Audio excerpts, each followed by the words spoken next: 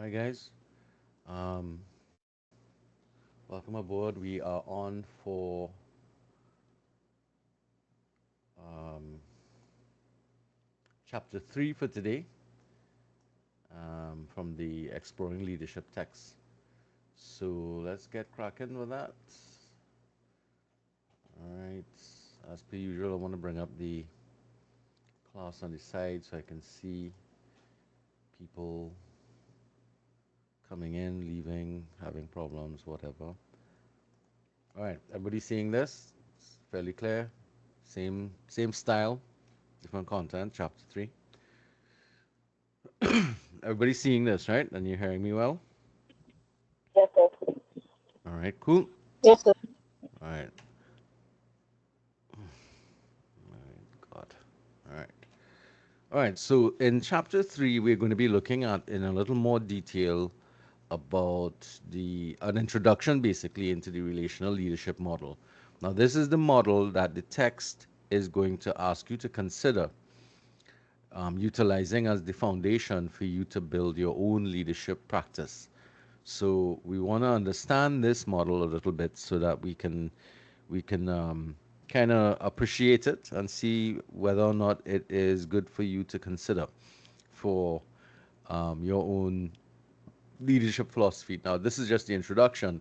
The other chapters that are going to be presented by the class will go into more detail in a lot of the areas that we're going to be trying to outline initially here.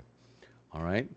So, first off, in terms of the leadership model, the basic assumptions that it's going to be making is that primarily leadership has to do with relationships, that it is something that happens with other people. So that's why it's using the terms communal, relational, and it's always going to be dependent upon the context in which we are establishing the relationships.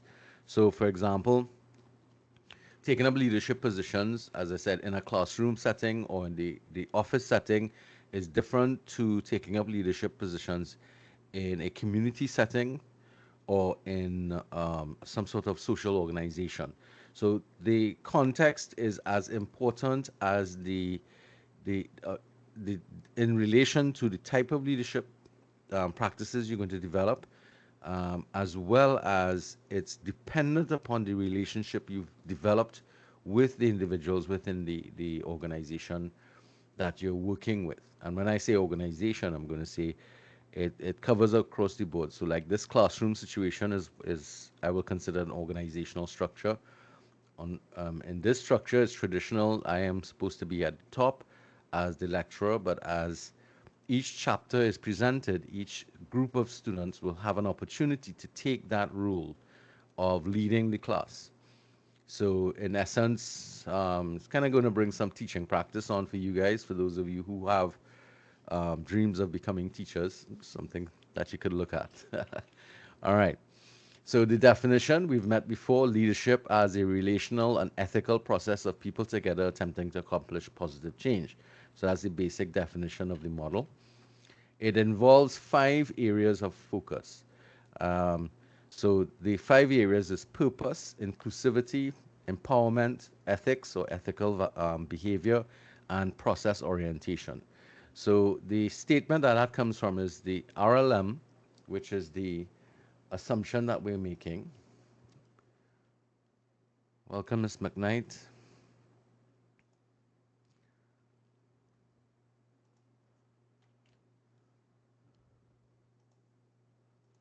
All right.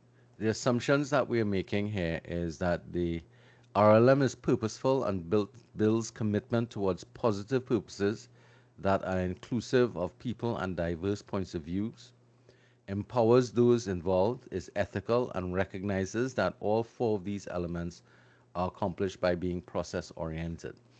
So we're going to go through all of these concepts. This is from the textbook itself. This is a visual representation of the model itself. So is central. Empowering is one of the activities we get up to.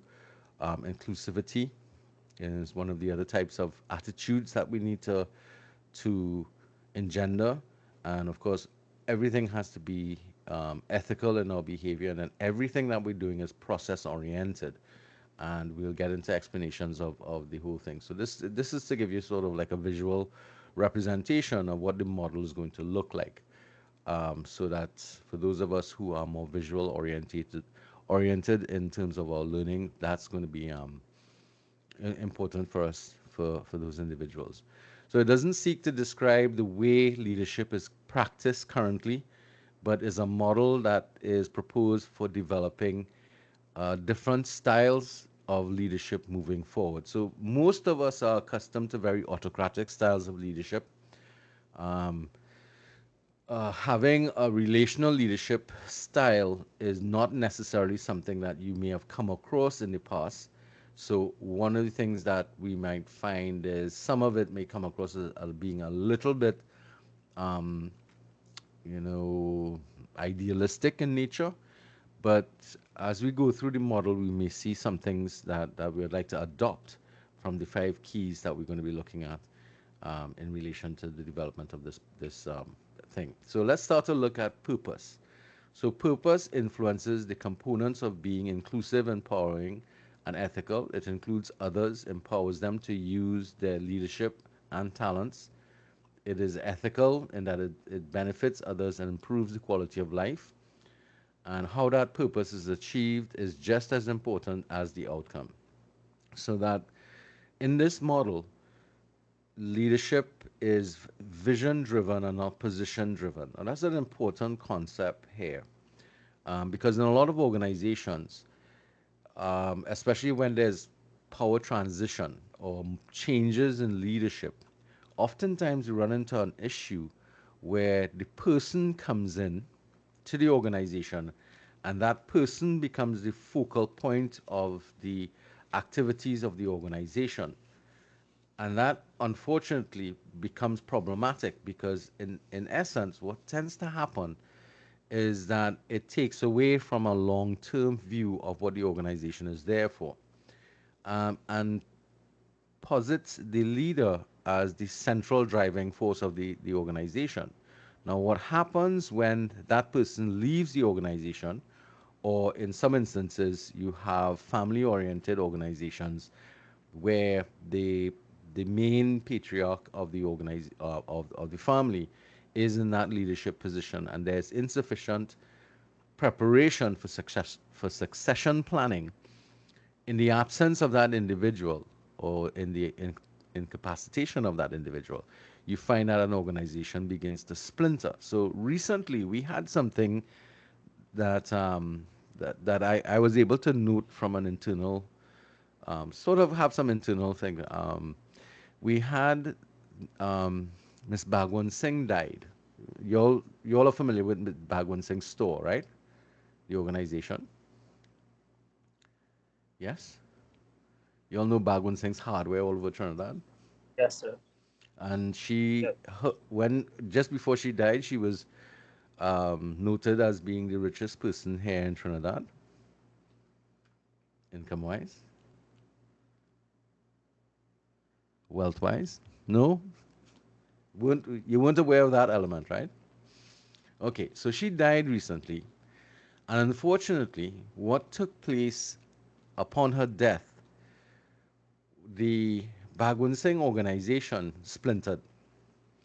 And it's to their disadvantage because what has happened now is that each of the different stores that she set up, so there's one in Piaco, there is one in Port of Spain, there's one down south, there's one um, in Shogunas area there.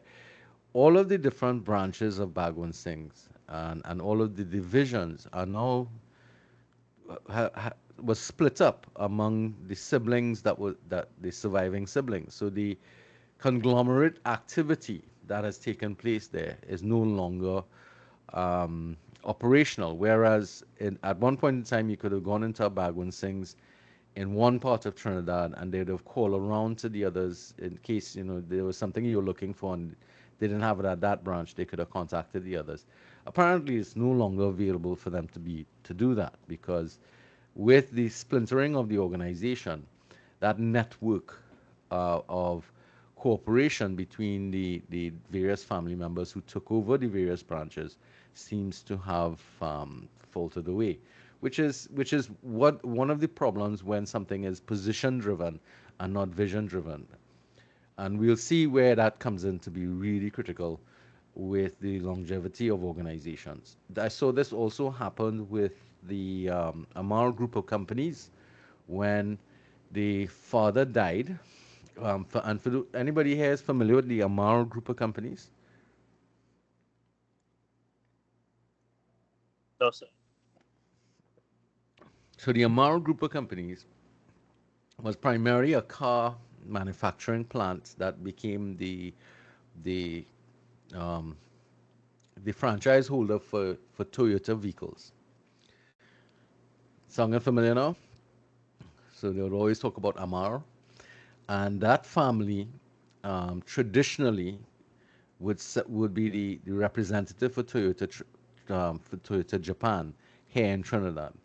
The father ran a tight ship and had the various offices in Baltaria and in South Trinidad, where they would sell and service Toyota vehicles exclusively. At some point in time, when the father died, the business went on to um, a couple of the sons that he had, and there, there was a lot of fighting in the company. And again, it's because each of the sons or the family members had different ideas of where they wanted to take the business through. And again, it was a position driven organization. It was what I think or what I say, that's what we're doing. It wasn't a vision that was created of where we would all like to go and be in the future. Eventually, what took place was that the quality of service that Amar was offering to the Toyota service was so poor that Toyota Japan came back into Trinidad and took back the franchise from them because obviously Toyota's brand name was being damaged by the activities of the company, and that was because the sons that were taking it over weren't really what's the word I want to use? They weren't comfortable doing what they ought to have been done, and they had a lot of different ideas. One of the more notable brothers was Robert Amar. He had Robin and Robert. And Robert actually set up something called the Caribbean Basin Initiative, which was a sound studio that he purchased land and set up in, I think it was Marval, and started to, go into a different direction. He went into music production and video production, and he tried to get television production going on film, um, and that sort of diluted what was taking place in the car the auto side of things, and that led to some division among the family members in terms of the group of companies, and if you look around now, you don't see anything left from it. All right, so that's something that we have to pay attention to in terms of where does the purpose of an organization come from? Does it come from an individual, or does it come from a shared view of what we're going to be doing? All right. Now we spoke about the knowing, being, doing aspect before. All right. And we said that for any individual, you need to go through this process of knowing, being, doing in order to prepare yourself for taking up leadership positions. So the individual in leadership process need to know themselves well before they can effectively work with others to influence change or achieve common purpose. Why we need to know ourselves? Because we need to know our capabilities. We need to have a very good idea of where our strengths are and where our weaknesses are, so that when we engage with others, we pull people around us who bolster our weaknesses or who can add value to the things that we already know. All right, so the process calls for those to engage in to be knowledgeable, that's the knowing element, to be self aware of others and how they make decisions, that's the being, and how they can add value to what you're doing. And then, of course, putting all that into practice, doing things and behaving in a particular manner, or a particular way. So the components are the knowledge is things that you know, obviously. So it's also going to be based upon what you believe in, and these are things that you all have to come to a form of self-realization. Understand, basically, do an inventory of yourself.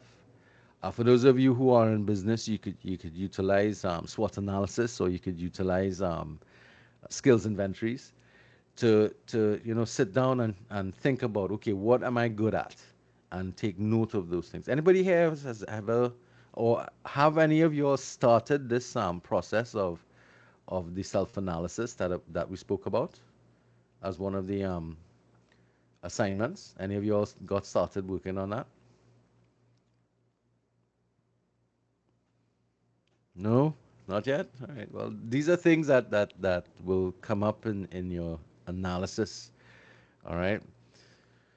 Your beliefs and way of existing in the world, that's something that you have to get to understand about yourself. And interestingly, it's not going to be a static thing. It's going to be something that will change over time. Because as you experience more in life, hopefully it would modify the way you view the world. Um, Hopefully in a positive manner, but sometimes negative actions or negative outcomes have um, do in fact change your behaviors in a more um, permanent manner than some of the things, because adversity in life tends to make us pay more attention to what's happening, and that is something that as you experience more in life, you might find yourselves, when you go through a rough patch in life, it teaches you more about yourself than anything else.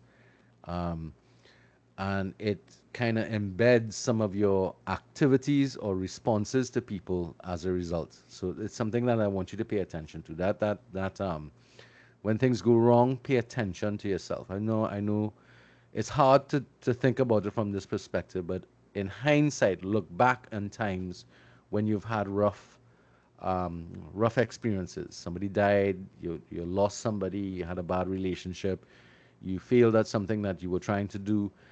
Examine those periods, painful as they may be, to evaluate your response, to evaluate, what you might be able to do in relation to, sorting out your problems with that, and examine how you responded, and see if your responses would change in the current period as opposed to what you see there. Because this whole process of getting to know yourself is a circular process. We spoke about that before, the knowing, being, doing. Is a circular process in the sense that we're going to go through those activities time and time again to be able to understand things. All right. Okay, I see Crick was commenting on things there. All right. To understand more about yourself. And as you understand more about other people and how the world works around you, you're going to find that your perception circle, sort of spirals outwards. So every time you make that circle of knowing, being, doing, I think it should spiral outwards, um, in the sense that your perception should grow broader and broader. All right. Um, Palmer uses a comparative here of head, heart, and practice, and especially applied this to teaching and learning. So, if you think about the best teachers you've had, the teachers were knowledgeable about what their subject matter was. They were passionate about it. That's the being part. And they put those two things into their practice. And that tends to make for a better experience for learners involved in that process with this particular teacher. And what he noticed in his observation was that the knowing part, which is the intellect, if kept from your being part, which is your heart and your passion for things, it makes the practice more, I should say, difficult and painful for those involved. So this is especially true And some of you all might have the experience of having a teacher at at an early age. And when I say at an early age, I mean the teacher's experience was early. Um, I remember for myself, for example, when I first started getting into teaching, I had a lot of struggles because though I came in with a lot of qualifications, finishing a degree and all that type of stuff, actually developing the passion for teaching and the techniques of teaching was I was green, really, really green. And I think one of the best things that happened to me was that a head of department took it upon herself to come into my classroom and do what we call clinical supervision of my classes. And I think I know I learned the most from her. And it was a subject area I was having a lot of difficulties teaching. And she was able to teach me from observing her methodology. And then of course afterwards I started to do training and stuff like that, a lot about what I was doing right and what I was doing wrong. And she did in such a way, you'd think in a lot of instances when you hear something like clinical supervision, it sounds intrusive. A lot of teachers don't like it when strangers, especially people in authority, supervisors, sit into a class to see what you're doing. They get threatened by the presence of that teacher because, of course, you're kind of under examination. And I remember because of the practice that I had with her, that particular head of department, it felt it was a great learning experience for both myself and the students. And the students were able to compare the two techniques that was being utilized to teach a particular subject area. And they were able to freely contribute to the development of my learning process because as I had come into the college to teach. Well, this was before I was teaching with military education at the time. Um, it was important to understand my own limitations. So, although I had a lot of the basic information necessary in that I did the degree work, it wasn't a situation where I had put the. All right, so knowing something and teaching something is two different things. All right, let's put it that way. And that is where I think my passion for teaching started to develop in a real sense because I was able to start to put into practice other studies in order to develop my teaching practice. And that then started to come to bear in terms of what was happening with the classes, the effort I'll put in. I remember when we were doing that piece, I actually asked the head of department to assign me all the classes for that department because I was working at John Donaldson Technical at that time. And I was teaching economics and statistics. And I was struggling with stats for a while. And I asked her to give me all the classes, both the full time and part time, to teach. And that way I got a lot of opportunities to practice. And that was the class that she sat in with me to teach, to do the classes during the day. She would come in and work with me. And over the period of a term, she really got me kick-started. And then after that, I mean, I really just, when I didn't know something, I'd go in and chat with other lecturers who had more experience than myself. Fortunately for me, my father was a mathematician, so stats was something that was in his wheelhouse. So I got into it in a big way, and I developed a lot of skill in that area. And alongside developing skill was the soft part of it, getting to understand, well, not everybody's going to approach the subject the way I do. Understanding how students learn was another part of the learning process. How many of you have ever done the VARC test? Anybody here ever did the VARC test? Yes, I have. So, Mr. Raghunandan, what style did you come up with? The visual learning. Mhm. Interestingly enough, visual learners are some of the most difficult students to teach. Is that not true? Um, Well, I would not from a say not from a because teaching, not from a you're looking at it from a student perspective. How high was your visual score? I do remember I was like in my first year at Costa. Okay, Um, so what you could do is you could do it over again. I have a link in the e-classroom for you to go back to that and do the VOC test. But was your read write still high? I think I should have the screenshot. That's all. I mean, Have a look. I'm fine. And like 2 seconds because I have it right here.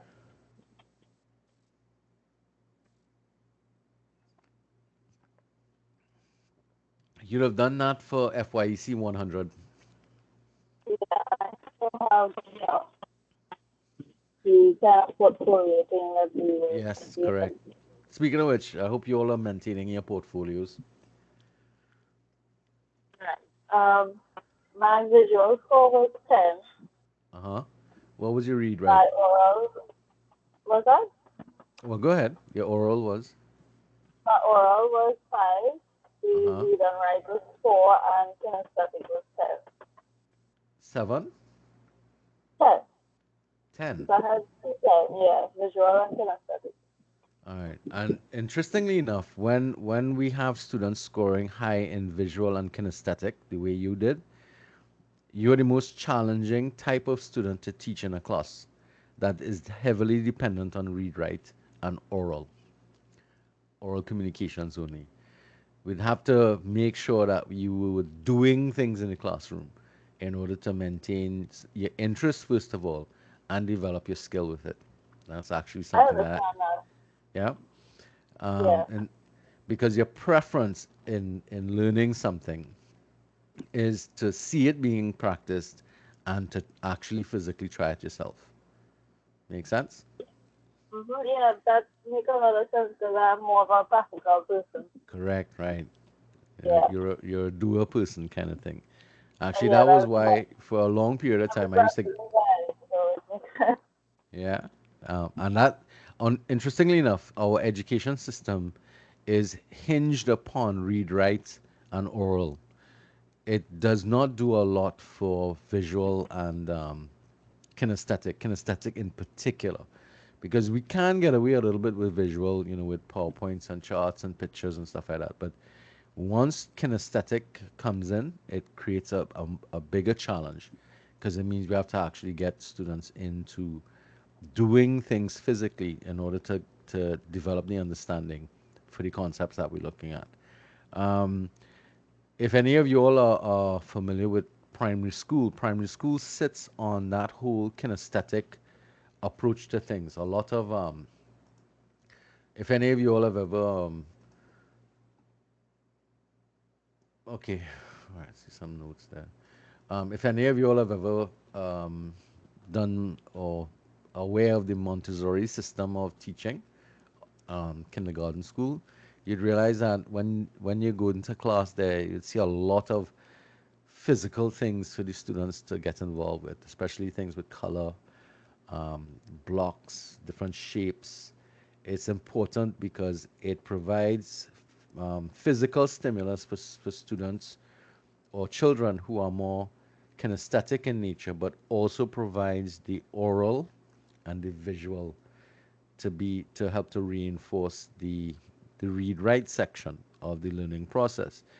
Um, the the biggest challenge that the education system in Trinidad faces is because of its heavy dependence on read write. So any student that struggles with reading and writing um, and paying attention in class in that manner creates a lot of problems for them. And unfortunately, a lot of our children fall through the cracks because the system does not really promote the use of those alternative, well, not alternative, those other approaches to learning. And it creates a lot of problems for, and interestingly enough, a lot of men or boys fall into that category of being more kinesthetic in nature and visually oriented. Men are generally more visually oriented to just on the thing side. So the education system is something that It puts those types of students in jeopardy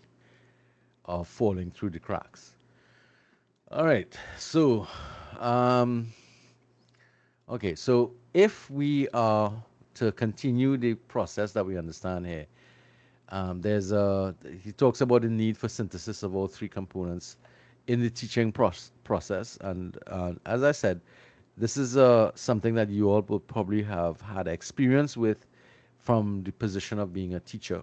Sorry, from the position of being students, for you to be able to analyze those different teachers that you've had who not only know their subject matter but understand how their passion for the subject area and their ability to develop different methods of teaching um, would help to make the subject more enjoyable and increase the success of your learning. So hopefully you've all had good experiences with that in the past, and you continue to have those experiences here with Costa.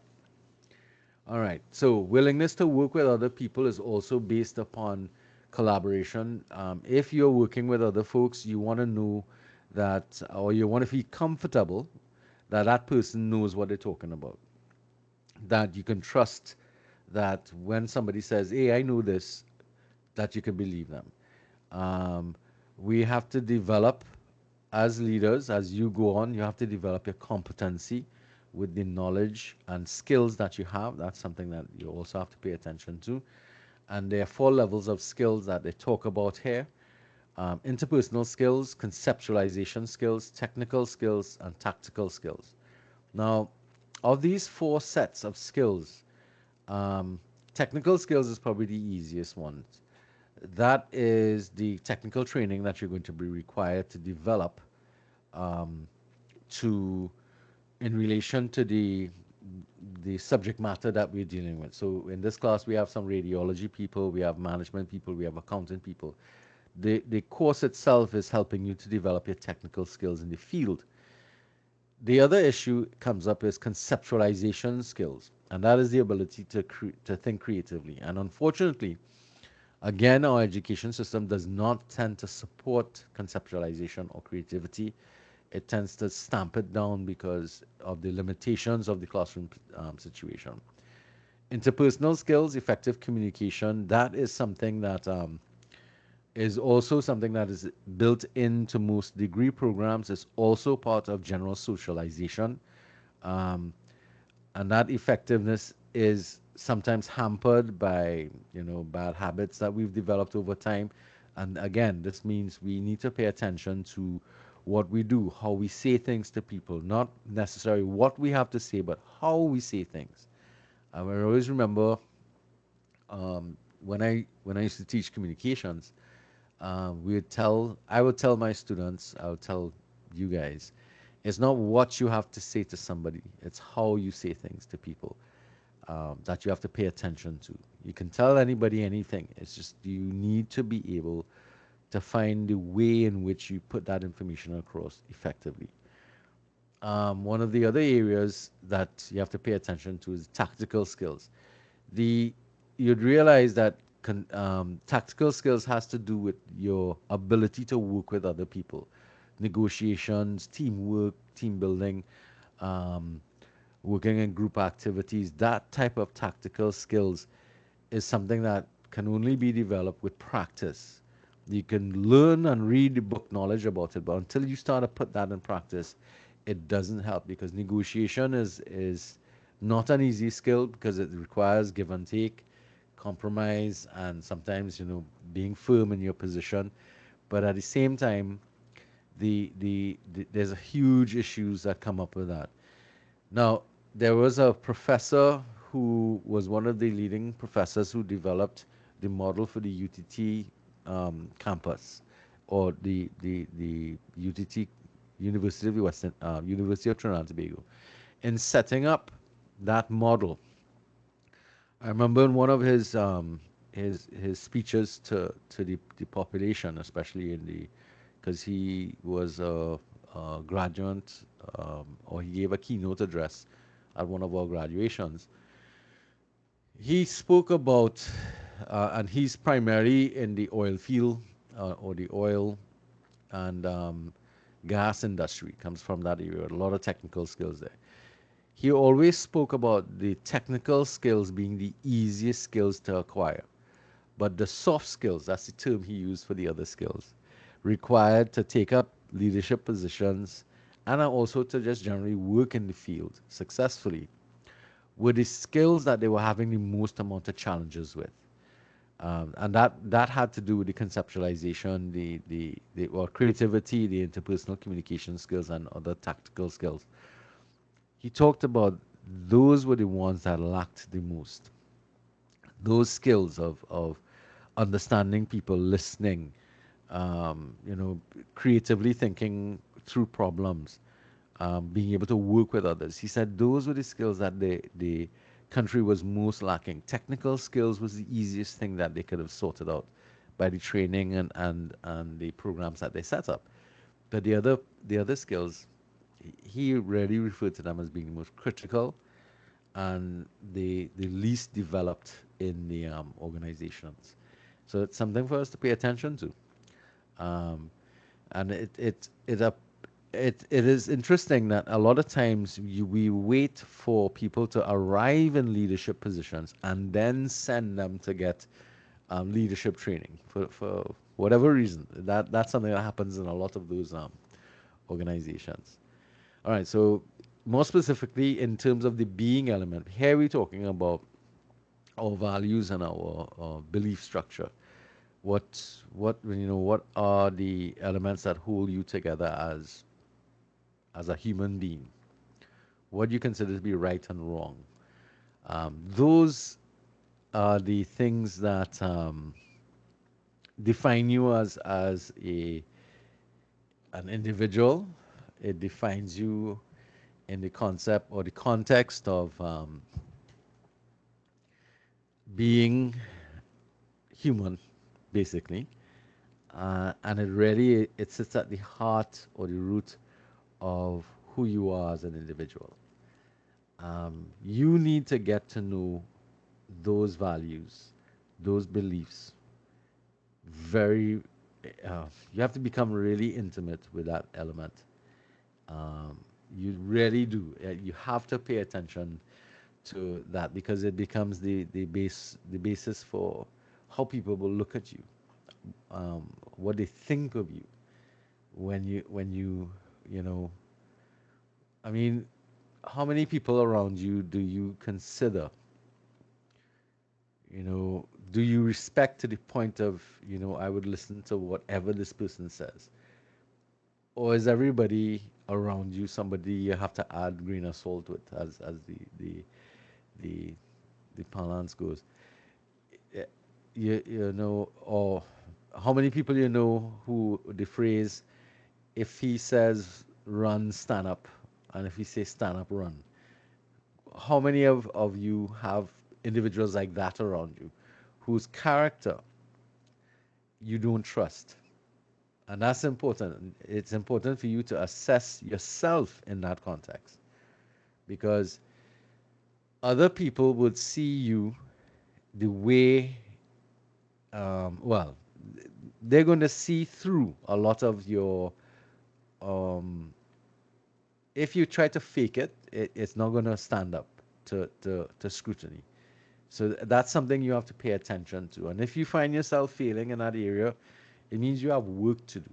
It doesn't mean that it's the end of the world. It means you have to do things to make sure that you you you become respected by people around you.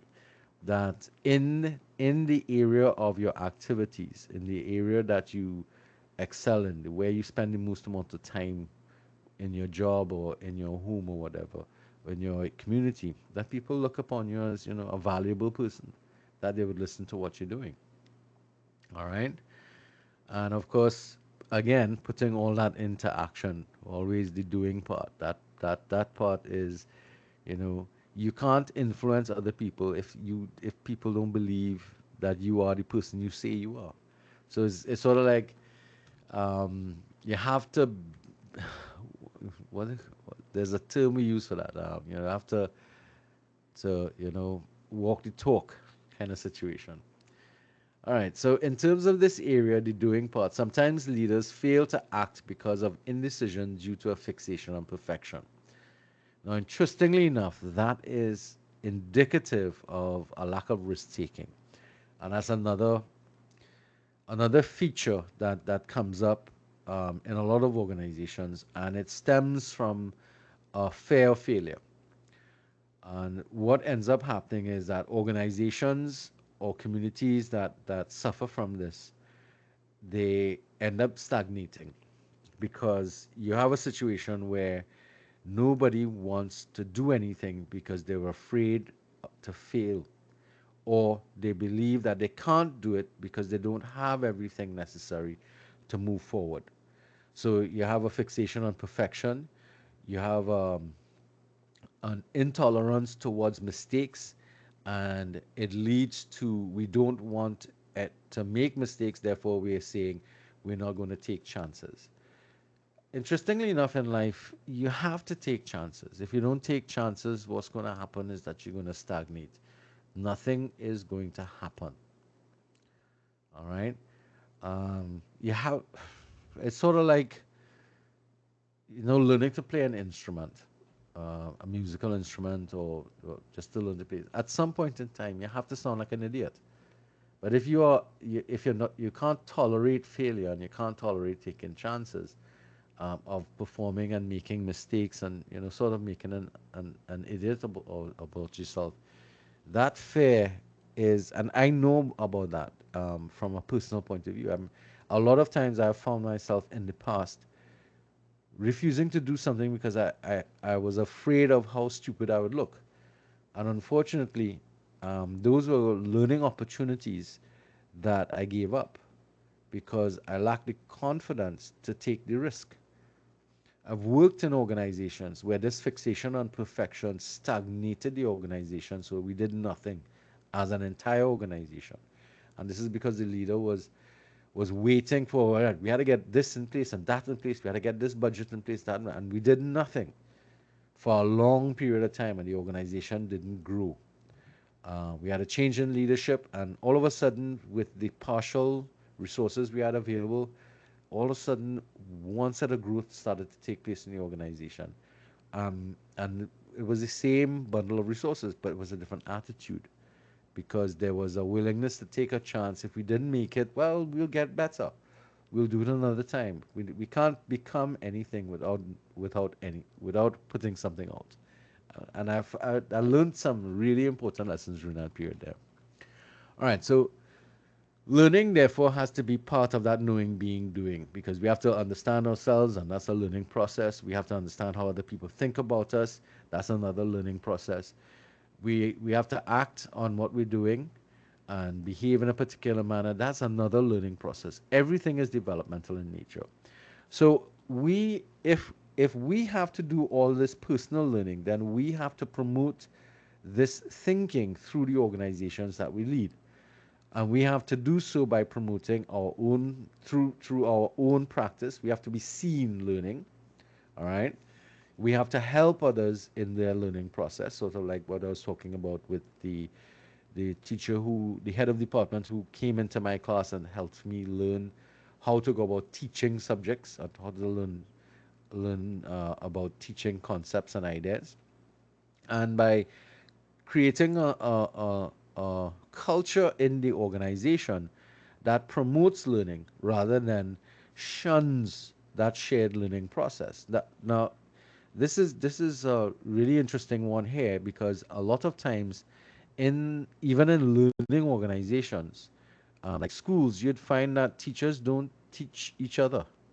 They don't help each other in the learning process, and that's really horrible because I remember one of my colleagues when I started teaching was saying that they don't ever want to look like an idiot in front of their class, and I felt it was kind of a big you know place to sit at because it means you're saying to yourself that you always have to be perfect, and I'm telling myself, I said, well, that doesn't make sense because you're never going to be perfect You're going to make mistakes. And if you don't admit to your own errors and learning, then you're really going to be creating even more danger or problems with your students, and then your students wouldn't trust you. Because if you have a teacher who's teaching something and they are basically making mistakes, they're not their intention is not to teach you the wrong thing, but they end up teaching you the wrong thing, but they never admit that they were wrong, then you run the risk of having a whole group of students going out there with the wrong information to start with. And then, secondly, you have a group of students who eventually would begin to know that you failed them from that perspective. And as a result, they're never going to trust you. And by extension, you're going to start creating distrust between yourself and the institution. So that's a whole set um, of negativity that comes from a lack of accepting the fact that we make mistakes. We're human. So as a leader, I want you all to pay attention to that. Don't be afraid of doing things and making errors in front of other people. As long as you admit you don't know, that's the first thing, all right? Or you admit that this, I think this is not right. Let me check this and come back to you. Students should and would appreciate your honesty. Anybody around you, they would appreciate your honesty rather than pretending that you know what you're doing, because that could lead to a lot of serious repercussions. All right, it's one of the reasons why we have to pay attention to what's going on, right? So, this is one way or three steps here that leaders promote learning in organizations. All right, being purposeful, meaning that we have a commitment to a specific goal or activity. It's the ability to collaborate and to find common ground with others to facilitate positive change. So, creating positive change means working towards resolving differences among participants, finding a common direction, and building a shared vision to improve the organization. Now, we started to speak about this before, because what's important about any organization is the concept of creating a vision that everybody shares in. And I brought up the examples of Bhagwan Singh and the Amar Group of companies, and there's a whole host of different organizations. So there are two types of vision activities that come up, which is the personalized vision and socialized vision. Personalized vision is one which is based upon the authority of the individual. They have a plan, they have an idea, and that becomes a personal vision that they would then ask other people to build towards. So they have the personal idea. You, as an individual in the organization, you have no choice. No you have no input into the development of that vision.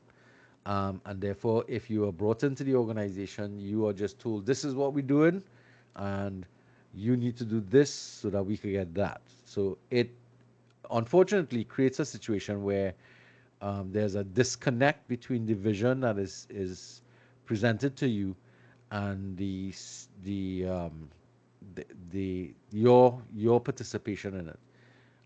So this is what we talked about before: an organization run by somebody else's vision, not a socialized vision.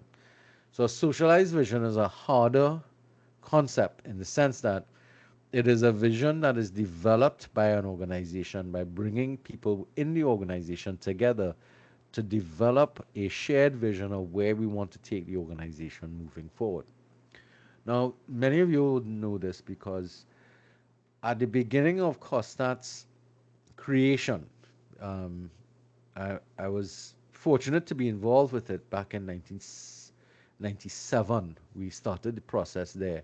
Well, it started from before. Back then in 97, 98, we actually didn't call it COSTAT. We called it the National Community College of Trinidad and Tobago. And we were we were bringing together 8 different tertiary level education systems, 8 different institutions. So we had John Donaldson, where I was working, San Fernando Technical, Nehurst, ECIAF, joint services. That was something with the armed services.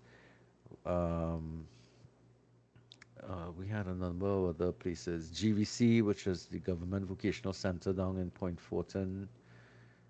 Um, MIC was supposed to be part of it as well. So we had all these different tertiary level education. Cipriani Labor College was another one. We had all these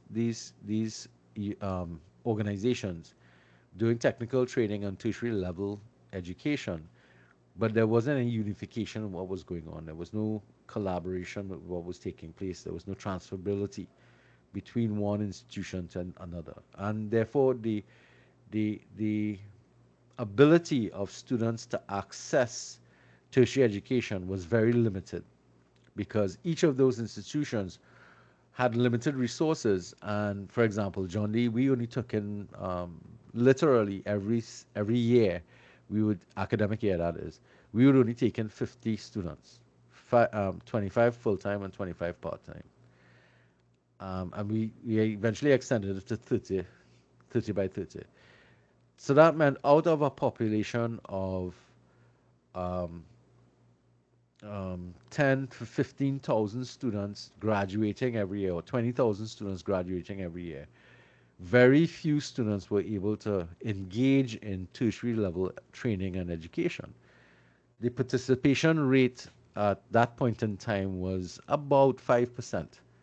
5% of the population leaving school at O levels went on to do either A levels or some form of tertiary education, technical training, that type of stuff. To build a knowledge based economy, that participation rate was way too low. And that was one of the focus and objectives of the organization. So that was the vision. The vision was to move Trinidad and Tobago from a low participation rate in tertiary education to above 60%. And interestingly enough, between 1998 to 2010, we actually got to 65% of the population moving on. And what was able to create that was one, the creation of more reputable and accredited colleges and programs. Two, the creation of institutions that was able to accept these individuals looking for uh, growth and tertiary education. And three, of course, the most important was the funding programs or the scholarship program that was put together to facilitate the expense, which all of you know as GATE. Um, that was a lot of money that was being spent. But in order to develop any of the institutions, we had to get together and create a vision and mission statement for the college. Now, how did we go about that? We went about that by asking everybody in the organization to write, to get together, meet, and it was a long process. I'll tell you this. It took about a year to get the vision and mission statements for the college done and accepted by everybody. Miss Joseph, you have a comment? Okay. Any of you all familiar with the vision and mission statement of the college? Have you seen it anywhere? So what's the question? Have you seen or do you are you aware of the vision and mission statement of the college of Costa? No, sir. Really? What year are you in, Miss Ramsaran? My final year. Wow. Wow. That's horrible. That's absolutely horrible. You're in your final year and you don't know the vision and mission statement of the college. See here, these are the things I'm talking about. All these things here, right? Joint services, MIC, NEHUST. Um, the vision and mission statement is right here in the institutional profile. All right. So our mission is to be the premier educational institution providing high quality, affordable, and accessible programs that meet the needs of business, industry, and the community while fostering the personal and professional development of students, faculty, and staff. The vision to be a student-centered, innovative, and world-class multi-campus college that promotes excellence in teaching and learning, serves diverse communities, and produces lifelong learners who can compete globally. So, would you be happy to generate this? So these two mission and vision statements, and there is a team here that's going to go into the function and purpose of vision and mission from the DAF. These took a year at least for us to develop as seven different eight, well, because MIC dropped out pretty early from the process, for seven different organizations to get together with various leaders and staff and faculty to get together and write these things, and everybody, hey, this is good, I could share it in this vision. If you go through a long process like that to develop that. So Celine, you see where you'll be able to get that vision and mission statements.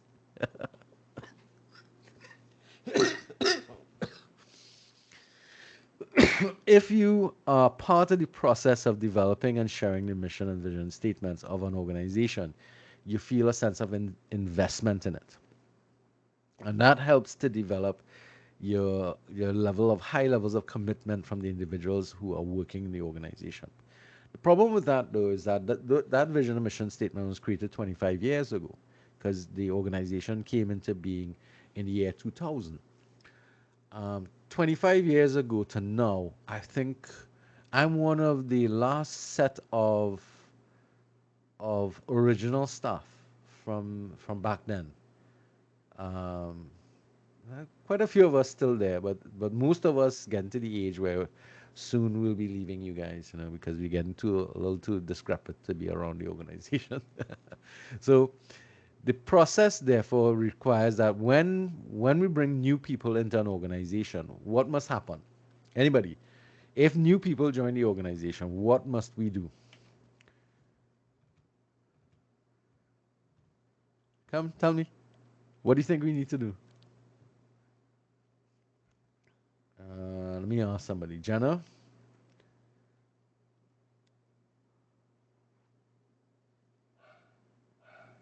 anybody? Miss Henderson,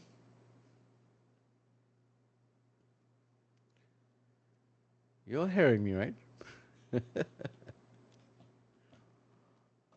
Miss Ragunanan, how about you? What do you mean by joining the organization?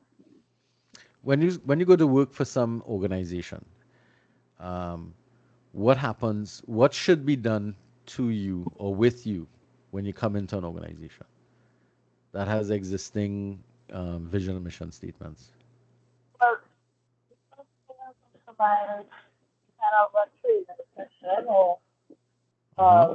a brief on what the organization is about or what its goals are and how you would be implementing those goals as in your position in the company. Right. There's a bigger word for that introduction. It's called induction.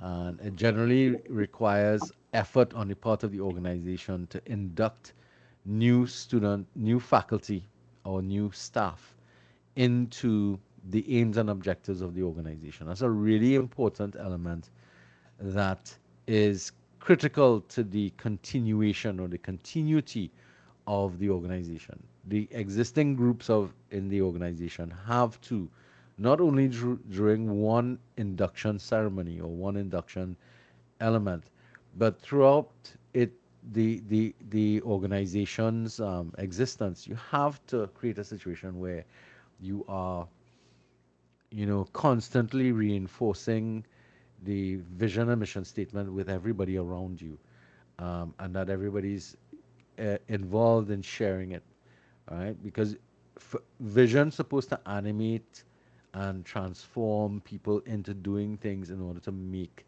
the organization. And most modern organizations today, if you go anywhere, small or large, they have a vision and mission statement. Um,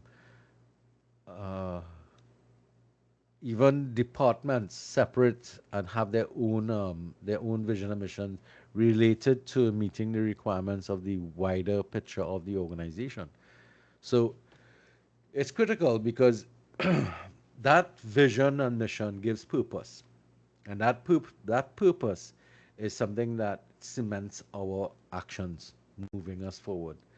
All right, it drives us in order to do that. I mean, think about it. What are your personal visions for tomorrow? And what will take you there? All right, and you don't have to answer that to me. You have to answer that to yourself. Where do you see yourself 20 years from now? Doing what? When you retire, when you hit 60, when you hit 65, what are you going to be doing? Where do you see yourself then?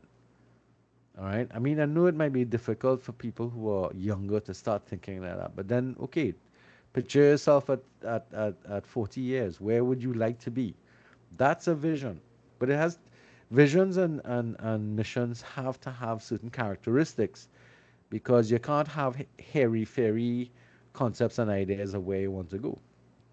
All right. So think about that because it's the same thing with an organization. Organizations have to think in the long run where they see themselves in the future. And at some point in time, if that vision has been accomplished, could that vision therefore become better developed? Can it become, do we need to change it? Do we need to morph it into something different? That's the kind of things we're going to be doing, looking at. Most of the more successful organizations have developed extremely powerful visions and mission statements because it helps to move a company together to create continuity as well as to create succession moving one to the next. Again, we come back to the concept of a socialized vision versus a personalized vision. If the vision is only the output of thinking of one person in the organization, when that person is absent, there is nobody there who shares that vision with the individual who will move it forward, especially put somebody with the authority in the organization to move it forward. Um, so that's one of the reasons why a lot of family-oriented businesses lose their way when the functionality or the vision of that organization is honed and owned by the only by the owner of the business or the patriarch of the business. All right, it's interesting when you well, in the case of Miss Baldwin, it's the matriarch of the system. That's something that we want to look at. So that that focus on the purpose of the organization is important because it gives us a commonality to work with. This is where we talk about working for the positive change. Now, that purpose has to ultimately be something that we all want to work together. The relational leadership model says that whatever purpose we're working towards needs to be positive. It needs to be good. It needs to be it needs to be something that is to make the world a better place, not a a purpose where it makes one group of individuals better than others. That kind of thing. That this is where the relational thinking comes in. So it talks about the relational leadership model supports positive change that is change that improves the human condition and does not intentionally harm others. Now, a lot of organizations out there, successful organizations, have um, you know posit change, but it doesn't mean that the change that they're advocating for is good for everybody. It has a tendency to be positive for a specific group of individuals, while other individuals or other entities are left behind. And the relational leadership model is telling us that in any organization that we get involved in, its function, its purpose must be something that is good for everybody. That is, it's something that we working towards that, we feel one happy to work towards, two we feel proud of it, and that it has the common good of everybody and its purpose. Anybody? Did I give you all the homework of looking at Demolition Man? Anybody checked out that movie? Did I give that assignment to you guys? No, I don't think so. All right, so it seems to be Miss Rago, not myself here. So anybody remembers that film, Demolition Man?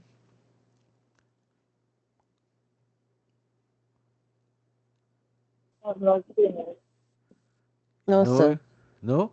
So Demolition Man is a movie starring Wesley Snipes and Sylvester Stallone. All right, and it's a guy who got frozen. He was put in jail and frozen, and into suspended animation. I think that's the whole concept. And they got so one of the guys woke up. One of the criminals that was put in suspended animation was somehow inadvertently thawed out and brought back to life. And he started to wreak havoc in this society. So the purpose of it, and then Sylvester Stallone was brought back because he was the kind of um, person that they needed to bring back to hunt down this fellow who got out in the first place. It's quite a interesting. I think Sandra Bullock was also part of that cast as well. But the important thing about that movie wasn't so much all of the bomb and shooting and killing and what went on with it. The concept that I wanted people to look at in that movie was the type of society that was created in terms of the organization that eventually ran the place. So I'm interested to see you guys go see if you can look at that movie and think about it from that perspective, in terms of what kind of dystopian society was created out of it. How many of you all looked at Hunger Games? Anybody saw that series? Yeah. All right. So yes, Celine. Okay. So tell me, Celine, what did you remember about the society that was created in the Hunger Games? It was a sort of like a rule where the capital were the rich people and they had all the power and everything, and then Oh, the rest of districts had scraps basically. correct, right? And that was not the kind of and that came about because of war, right? People were fighting, Yes, right? And every and year, greed. correct, agreed. Good. So we could look at that and see that that particular type of change that took place was not something that everybody would agree to, because one group of individuals benefited more than the other groups, correct? Yes, And that whole culling thing that they did every year, where they would have the Hunger Games and they would, um, fight for Victor. yeah, But that was just to remain control. That was just right, to show. good, yes, and it was supposed to be a bloodletting to allow for violence to pause. It's sort of like what we say here in Trinidad about carnival. If we don't have carnival, people will revolt. Yes, have you ever heard that? Was that it? You kind of sound a little broken up. If we don't have carnival, we might find Right. ourselves having a revolution here in Trinidad if we ban I've never carnival. heard that before. Yeah, people talk about they need carnival to go and de-stress, or else things will get out of hand. Never heard those statements? No. No? Wow. Okay. Well, I've heard it a lot. We talked about it a bit. Anyway, but it's the same kind of concept. If you have a place where you can let out your frustrations, then there's a great likelihood that for the rest of time or the rest of the year, you'll be okay. But every year you have to have this opportunity to let off steam. All right, another movie that you all could go and look at. Any of you all looked at the Purge series? It's more focused on the Yeah, United I States. have. The Purge. Yeah.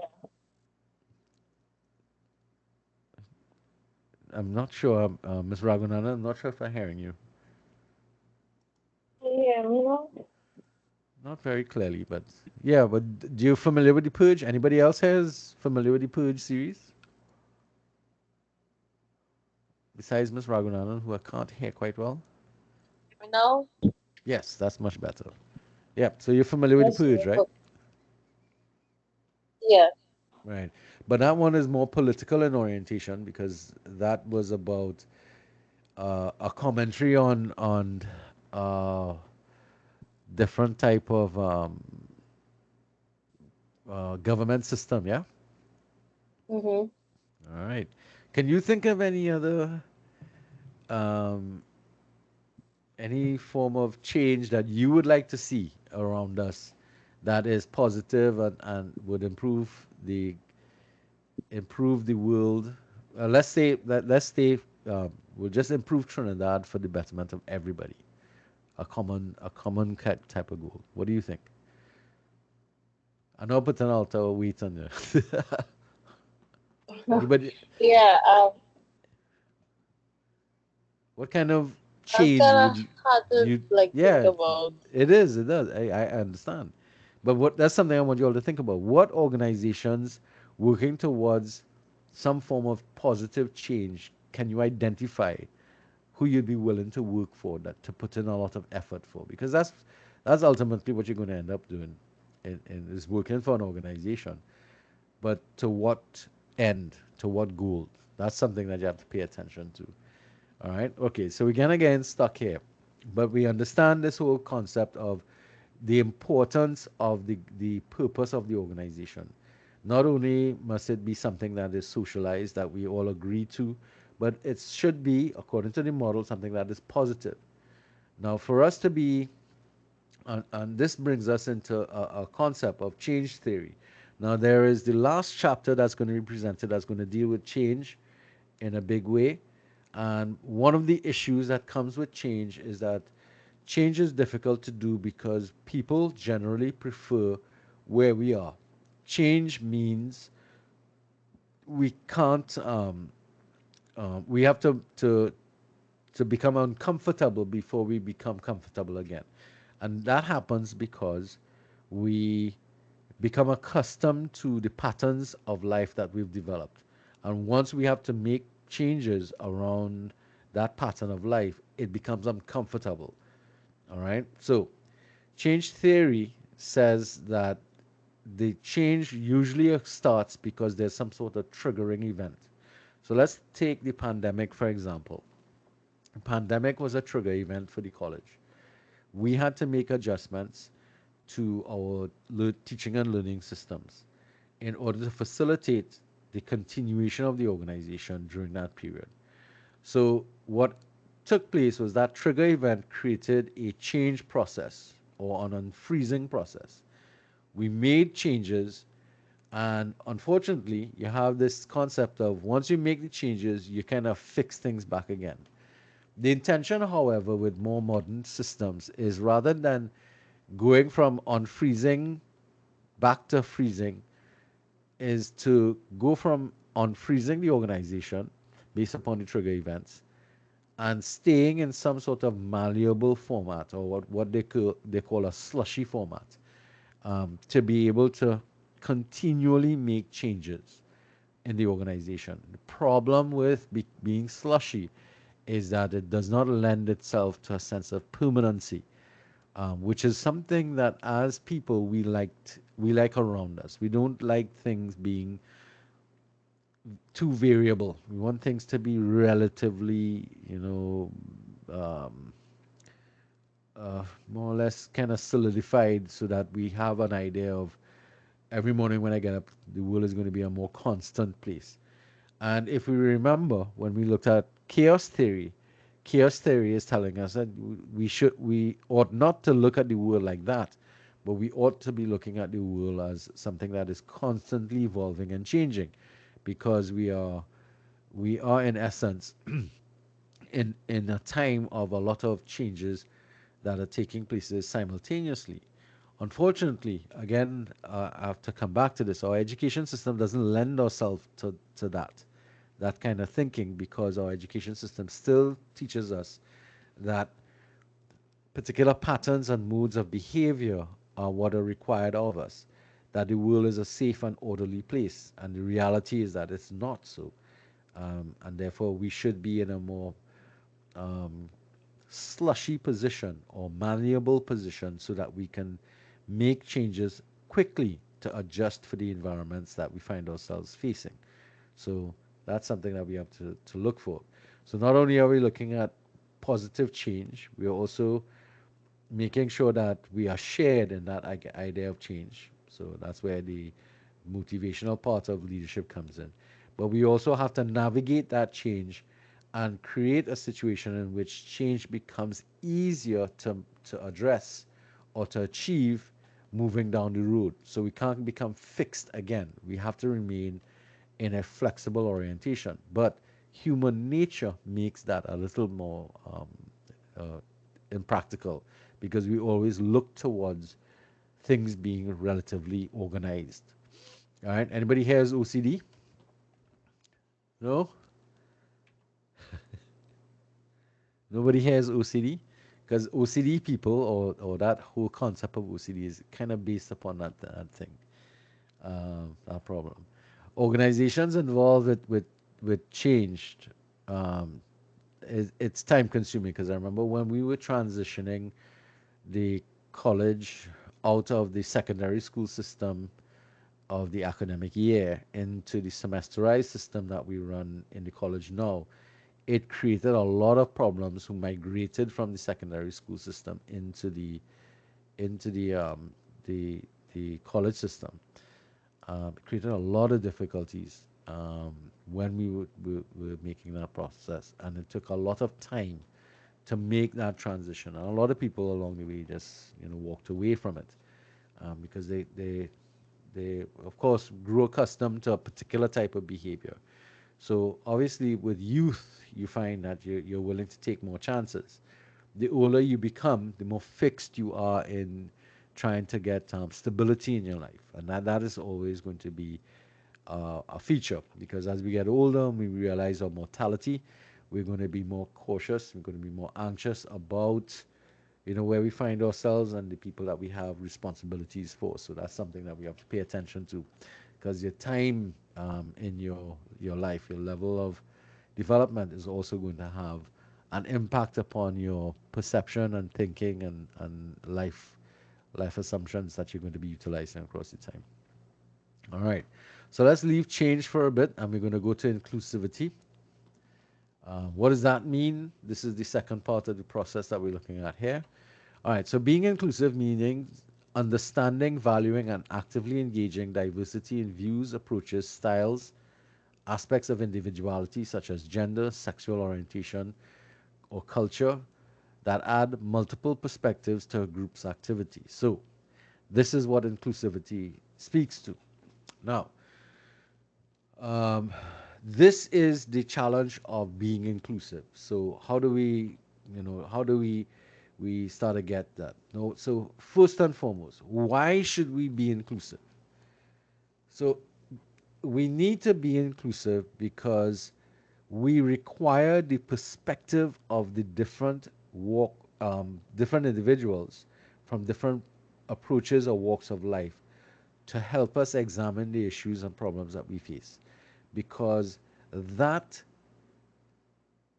that is important for us to get variety in the understanding of the world around us. If we only depend upon people who are like minded to find solutions to problems, it weakens our solutions. One of the things that you'd find, for example, when Costat is looking at making a lot of change, one of the things you're going to find us engaging in is something called focus groups. And focus groups are usually made up of including students from the from various parts of the college, faculty, staff members, and people from outside the college to try and get an understanding of how each different group of individuals look at the problems we're facing, look at the situation. And that's important because we want to try and get as many perspectives as possible looking at a situation or a problem to find realistic solutions that will actually be meaningful for everybody.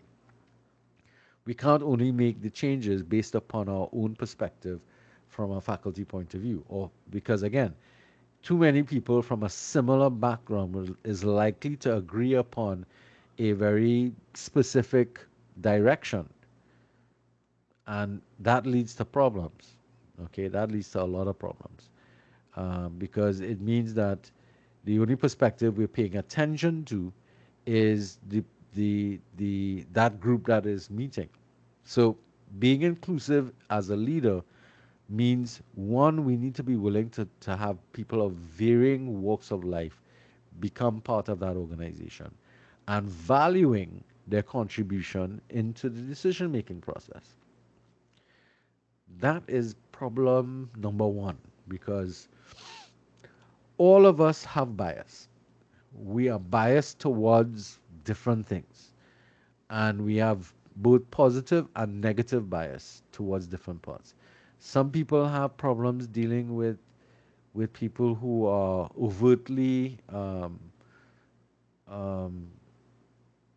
homosexual, for example, and therefore will judge that person as being of less importance. Some people would value female concepts and ideas. Others will not, and you have different. Now in our society we have a fair amount of variety that we already grew with around us, so it's kind of sort of built into our system.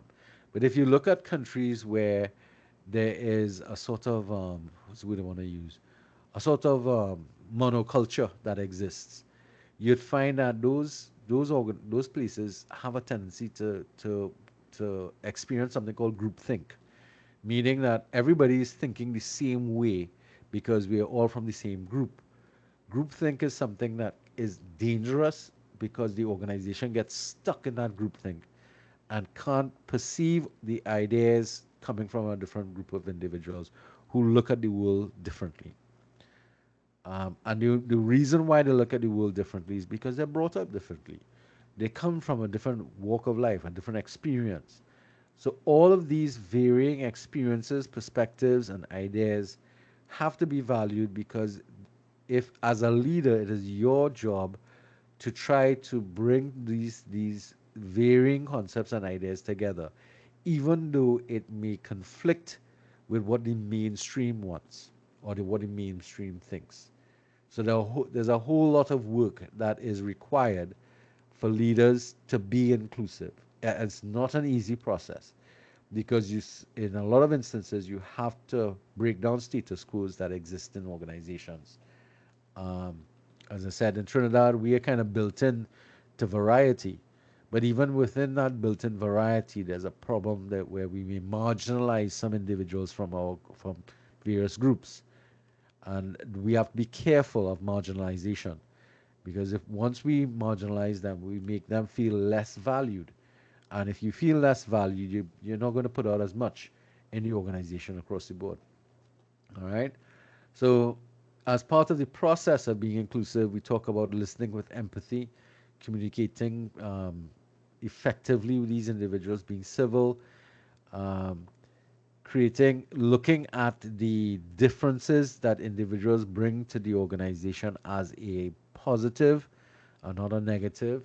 And I know some people have problems with that. I mean, a lot of you, when you're working in groups, you encounter barriers to collaboration because of just the variation of thinking that people have. Being open-minded and open to change and variation and differences is something that is key to trying to get the best out of that group. So appreciating each other is one of the other things that happens. And that, of course, comes with its own challenges. So there's a lot of work, as I said, as in the relationship leadership model, to develop your skills of inclusivity, and that it has a lot of problems that comes with that. As I said before, we have dominant cultures in our organization or our country that we have to come to deal with. And for those of you who may experience life in different parts of Trinidad or different parts of the West Indies, who travel, you'll come across dominant culture because not every island in Trinidad has the same history in terms of the people who come to live here. So we have variations of individuals, or as they talk about this melting pot of different people. But when you go to different countries, you're going to find the same people, very similar in thinking and outlook and culture. And when you come across circumstances like that, the novelty of it initially is going to be nice because it's different to yours. But after a while, you start to get this group think that's taking place because everybody's thinking the same way. So therefore, if you're trying to engender any form of change, you're going to run into that block. All right, and organizations suffer from the same thing through their own organizational culture.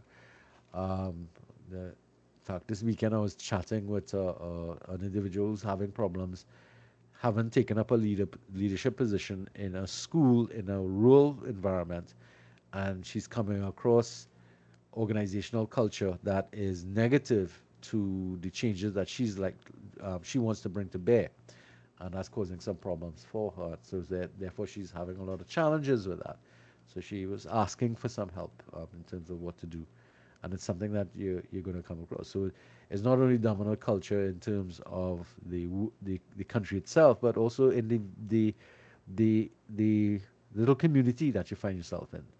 Communities tend to have a dominant cultural thinking. It could be religious based, it could be ethnic based, it could be whatever. Something's giving you this concept and is dominant in the thinking or dominates the way in which people view the world around them.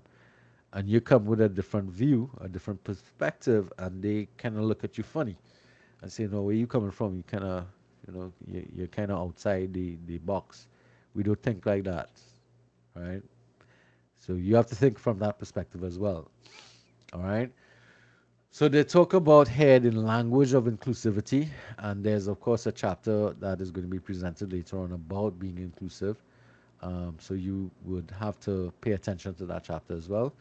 So you'd find the use of the word "we" as opposed to "I," "us" as opposed to "them." That kind of wording is going to be important because if we speak to us working together as one, as opposed to I just do this and I just do that, and I will do that, and that I that I and I movement basically tends to focus attention only on the point of view of one individual and tends to be exclusive in its nature because everybody's looking at only what you believe as opposed to what we could do together.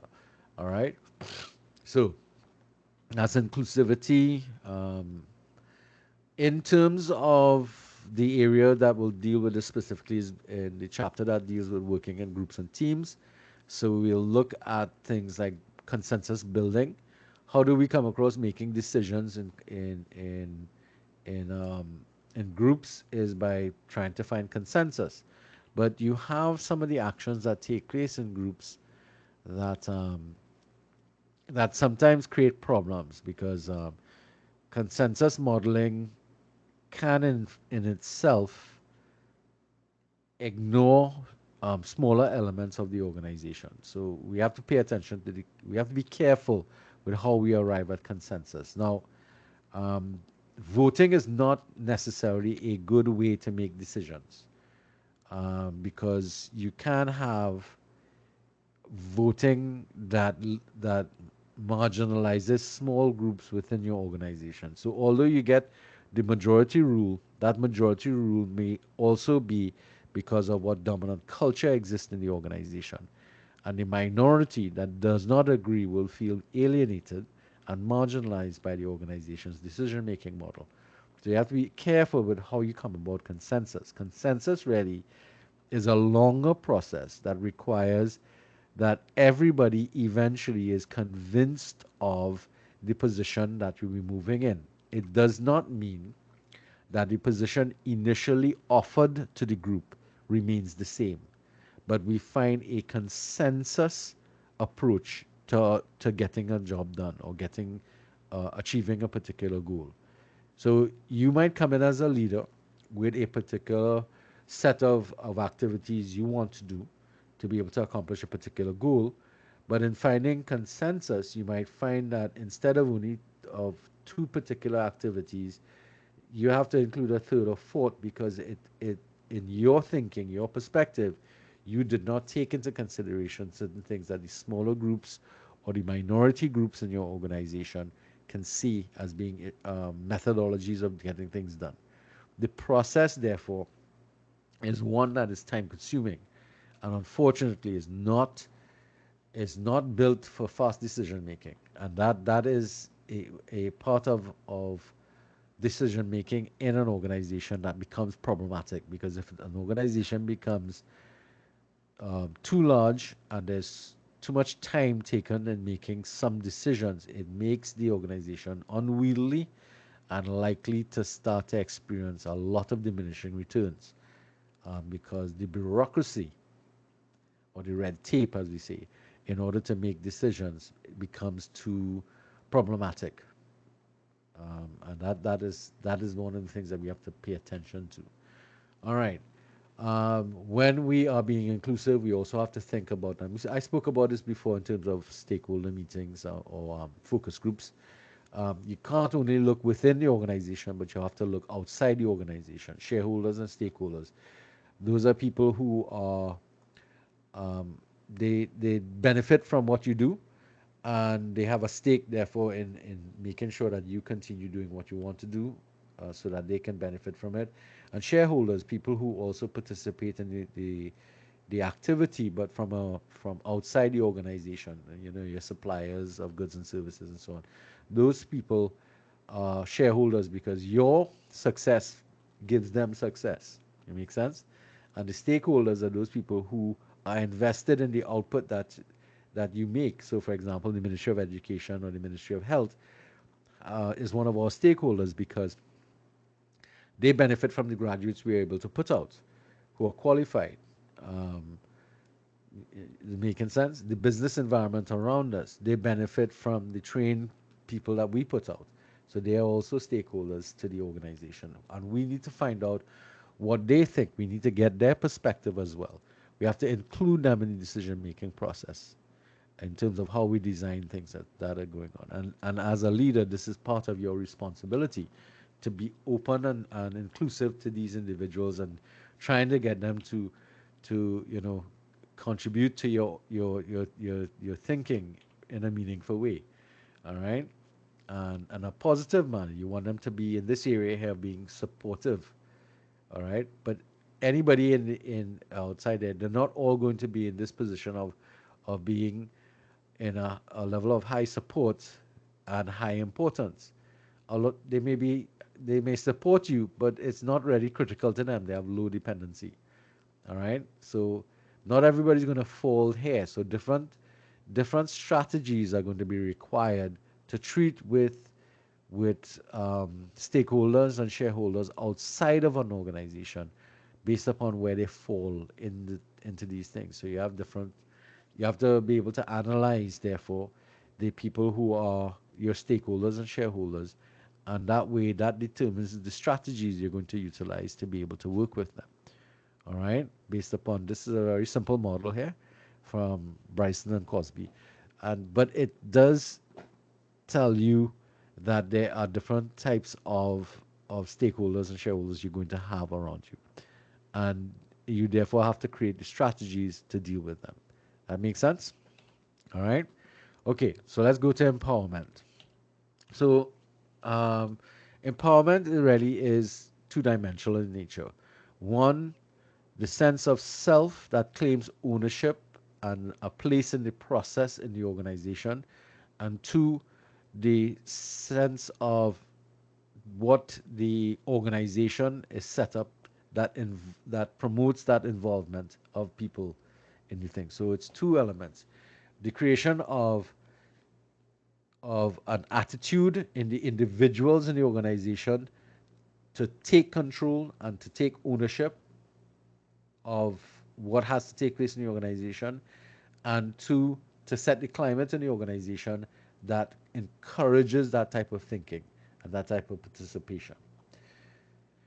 That is one of the key responsibilities in the empowerment element that takes place in the organization. In the model, we have to make sure that we encourage the individuals in our organization to take charge of whatever section they're involved with, to be highly engaged with it, to take control of it, to take leadership of it. To do that, we have to make sure that the organizational culture is one that encourages this to make sure that these individuals develop into the potential leaders for tomorrow. So empowerment is critical to succession planning for an organization, because if you don't set the environment up to create leaders from within, then you have to bring somebody from without or from outside, as they say. And that is where sometimes you run into problems. So the issue is going to be twofold in when it comes to empowerment. So of course the word empowerment comes from the word power. All right. So there is a chapter to be done from the DAF textbook this time, Power and Influence. Um, that chapter is going to focus a lot of attention on empowerment and power and influence, and it's kind of things that we need to look at. So, as it says here, empowerment is something that has to be claimed by the individuals in the organization. That's you and me, followers. In the organization, we have to claim this. We have to feel that we have a right to be where we are in the organization. We have a right to feel and think the way we do in the organization. And that we feel, along with the other people, that we have to be involved with what's going on here because we're doing this for all of our good. We feel connected to that goal and objective of the organization, and we want to make sure that we are doing something meaningful in moving forward. And that's important too. Feeling as though your life is worth something because you're doing something that makes the world a better place. That's a really, really important element um, that that people get out of working. If you spend all your life doing things that hurt people, that really does nothing for anybody, um, and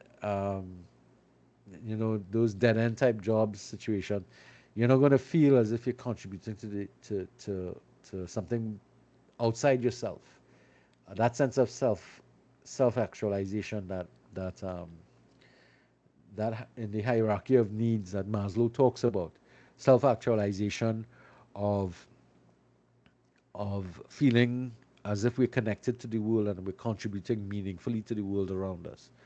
If we never feel that sense of connectivity, that we're doing something worthwhile, then there's a great likelihood that we will end up, feeling less about ourselves. All right. All right. So hopefully you get to understand that. This is the part here talking about the learning environment that we want to create. As a leader and as followers, it is important that we establish and maintain an environment in which we promote learning. It means that we have to accept the fact that mistakes will be made and that we learn from those mistakes. And not that if you make a mistake, you immediately fail and you get fired. That is not the way in which you want to build an organization. There are lots of leaders, however, that's not the case, that they tend to behave in a kind of a zero sum game. It's all or nothing kind of situation. That's really going to be important about that. Right. So this part here, we talk about the empowerment and word coming from power. I'm gonna just run through this because there's a group that's going to deal with this area in a lot more detail than I can do at this point in time. So power has to do with where we get it from, position, or are we going to get it from um, so there are two sources of power: positional power and a different form that we have here. I don't really want to bring it up to you guys. I want the group to actually present this, but I just spoke about this whole zero sum game about power. For a lot of people, traditionally, it's always that power resides only in the leader. Nobody else has power. Modern organizations has diluted power away from the zero sum basis. Um, it means that you have to share your power in order to be able to exercise that, to get things done. You have to give power to other people to make decisions. But a lot of traditional organizations keep power based upon one individual or one group of individuals in the organization. The RLM model is saying no, you have to empower other people by sharing that power. Traditional views would say no. All right. Different types of power exist concurrently among people in different types of relationship. Power dynamics range from power over, which is autocratic approaches, to power with, collaborative approaches, and power alongside, which is collegial approaches. So this is the nature of how we have or how we arrive in positions of power. All right. Some approaches to leadership would go further and describe power from, referring to the authority and power afforded to a leader based upon their position in the organization. That's something that we know about as well, because somebody has power over you because they are holding a position of, let's say, head of department, manager, supervisor, that kind of stuff. Their position gives them power. That's one of the sources of power that we can talk about here. Um, Five primary sources of power. Um, as I said, expert power, referent power, legitimate power, coercive power, and reward power. So these are the sources in which where people end up getting power from. So expert power, self-explanatory. If somebody is an expert in the field of something, it gives them power over others, in the sense that if we look to them for advice and help because they're an expert. Referent power, this comes up in a situation where people in organizations may be there for a while. They have a certain amount of expertise, but because they have long years of standing in an organization, a lot of people are reverent towards them in the sense that they look at them as some sort of sage, um, and that because of their experience and institutional knowledge about the organization, it gives them a sense of and that's another thing. Referent power is something that's afforded to somebody. It is not something that you can actually call upon yourself. You can't say, I am the reverent power. You can't say that. Reverent power is given to you by other people, um, because they look at you as a source of advice, as a source of guidance. Um, it happens to people when they get older and they have a lot more experience. People defer to them and say, this is the guru, and that's the kind of thing that they look at.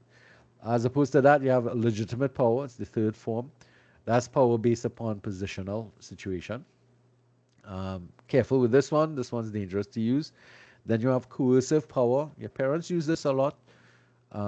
Some managers and supervisors use this. Coercive is the threat of some form of punishment will give you that power. And then, of course, the opposite of that is reward power. The potential of reward also gives power to individuals. So those are the bases of power. So we just spoke about what the expert, referent, legitimate. We just explained all those things there. All right. Um, as I said, there's a group that's going to be presenting this.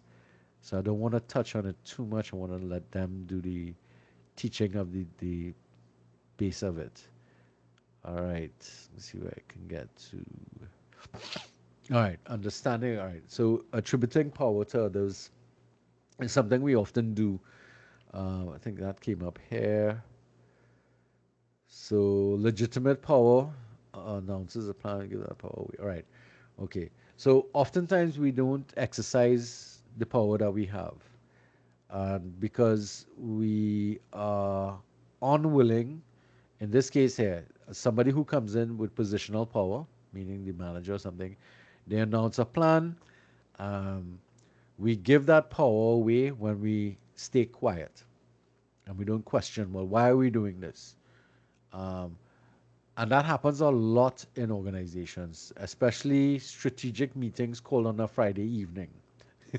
I don't know if any of you are like ever going to experience this or if you've experienced it already. One of the strategies with some leaders is to call meetings on a Friday evening close to the time when you're ready to dismiss. And the potential of doing that meeting on that particular day is to actually limit the amount of dissension that you're likely to get about the position that or decision that's been made because people not interested. And that's a kind of cheating process that a lot of managers tend to utilize to get some really nasty decisions through an organization. Um, and unfortunately, a lot of us fall for it. And when we don't say something about it, that that decision that is made there, the the position that leader or manager wants to bring across, gets by with because we gave up our power. We didn't ask, we didn't question, we didn't do it. Another way we give up power is to assume that somebody has expertise. So I make assumptions that so I think Miss Henderson is a librarian. So I might make an assumption, well, Miss Henderson knows a lot about citation and she knows a lot about research techniques and stuff like that. So I would um, give to her power that may not be deserved. So Miss Henderson might be the librarian, but at the same time, it doesn't mean that she has all of those skills that I'm giving to her. I'm just making that assumption based upon the the position that she holds in a different organization outside of my sphere of influence. And we do that a lot. We give over power to people we assume as mechanics, for example. We have a problem with our vehicle, we go to a mechanic and we give over a lot of power to them. And that in giving over that power, we give up money too, because we trust that this person know what they're doing. All right. And this is one of the reasons why we go to people we trust because in your experience with them, you'd realize, well, this person lied, until eventually you find somebody who you could work with, who you trust. And that's an important part of power dynamics, where it's trusting. All right. So some people view power as being a finite resource.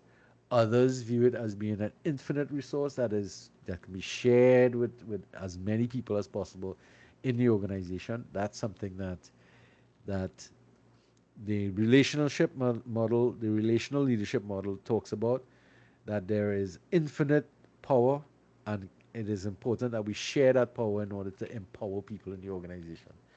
Traditionalists believe that power is finite and we can't share it. In fact, sharing power with other people makes you weak and makes you less effective as a leader. So that's an argument that often comes from traditional views of leadership versus conventional views or contemporary views of leadership. All right. So that's something that you have to end up dealing with. Accountability is another aspect of power. Who's responsible? Now, one of the things is ultimately whoever holds a um, positional power, they are held eventually accountable.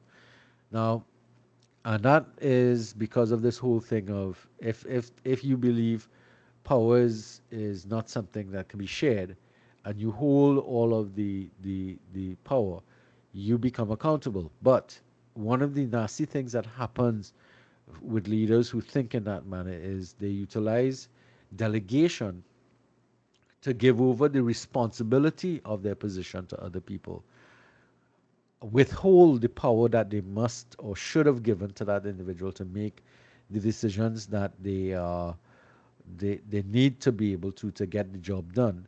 And then when they fail, they turn around and tell them, well, I gave you that to do. Why isn't it done? So it creates a system of sabotage, and it creates that sense of setting people up. This is especially happens in organizations where there are other people who are potential challengers to you in your position of power. You delegate some activity to them, but you don't delegate the power that is required to get the job done. And in so doing, they fail. You set them up, you make them look bad. So the other powers that be, excuse me, in the organization, and eventually get them removed from the organization. There's a real power struggles that go on there, um, in going on. Okay, so coming on now to self empowerment, this is something that as a leader and as followers we have to pay attention to. It is our responsibility to empower ourselves. If we don't know something, go and learn about it.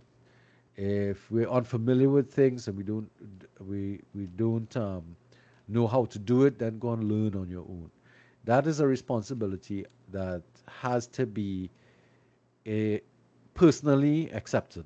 First off, we have to accept the responsibility that a lot of the actions required to make me more meaningful in the organization, to make things work in the organization, or to make me a better person requires my own effort. So self empowerment is a really critical part of it. I need to feel that way inside myself. Similarly, the organization has to create an environment that encourages that. So I'm not going to punish my individuals in my organization for seeking opportunities for self empowerment. In fact, I will encourage it. Now, some of you all may come across this in the future or maybe experiencing it right now. So, for those of you who work, you might have an employer that's not very happy that you're doing classes because they see you now as a flight risk. Because the minute you become qualified, it means you become a flight risk because you're going to be looking for a better job. Now, the the reality of that situation is such that that organization is not encouraging self empowerment or empowerment across the board because they are not helping you to contribute to your own self development. Now, that's where some leaders are very short sighted because they view the development of a employee as a risk in them moving away from the organization. Now, that will only happen if the organization has no opportunity for growth and development. So that says more about the organization itself and the leadership in that organization. And it's something that should signal to you whether or not you should bother to stay in an organization that looks like that. Of course, most of you all have already, some of you may have experienced that particular thing. So that's something that we have to talk about. So, 6 methods of empowerment: education, we just spoke about that, taking opportunities for leading.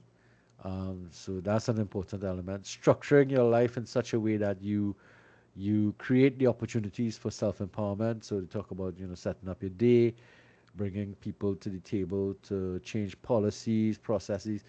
These are the things you're going to do individually to help to develop yourself as well as the organization, right? Providing the resources necessary for yourself as well as others to become self-empowered. Mentoring, so where you have expertise, you can mentor those people around you and help them to develop the potentials.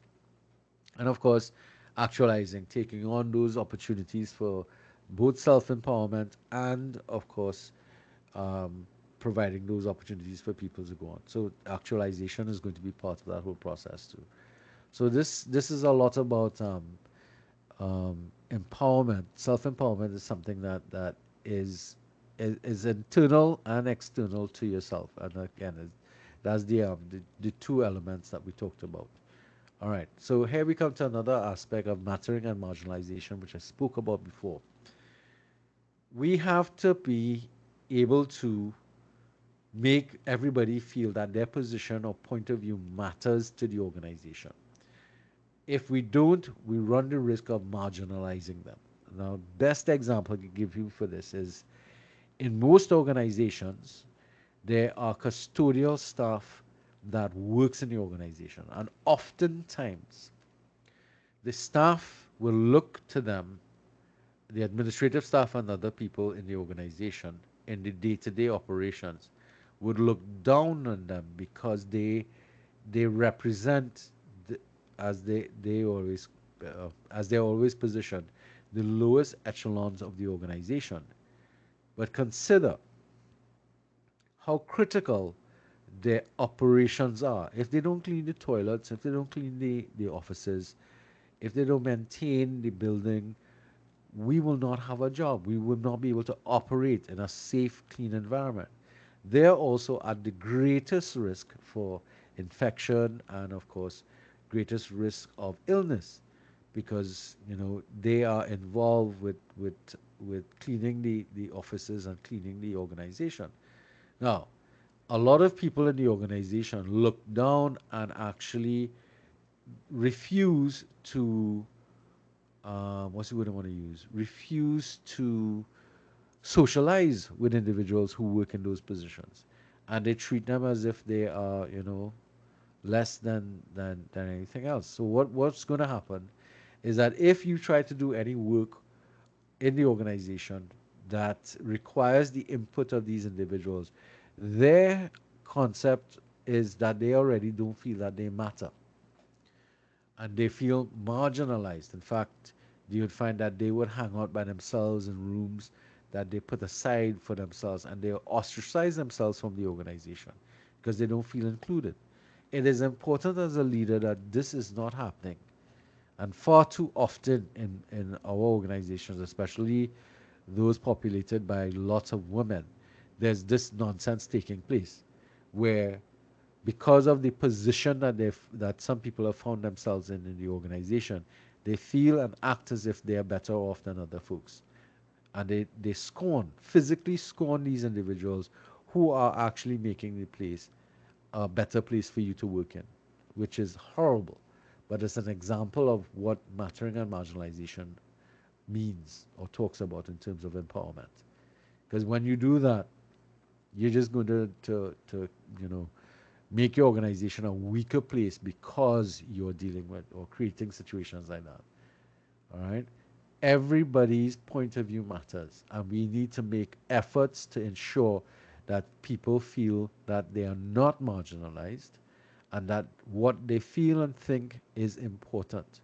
It's critical. I can't tell you because there are far too many organizations that suffer from these pockets of marginalization that creates lots of potential problems in the group, in the organization. We again spoke about the environment.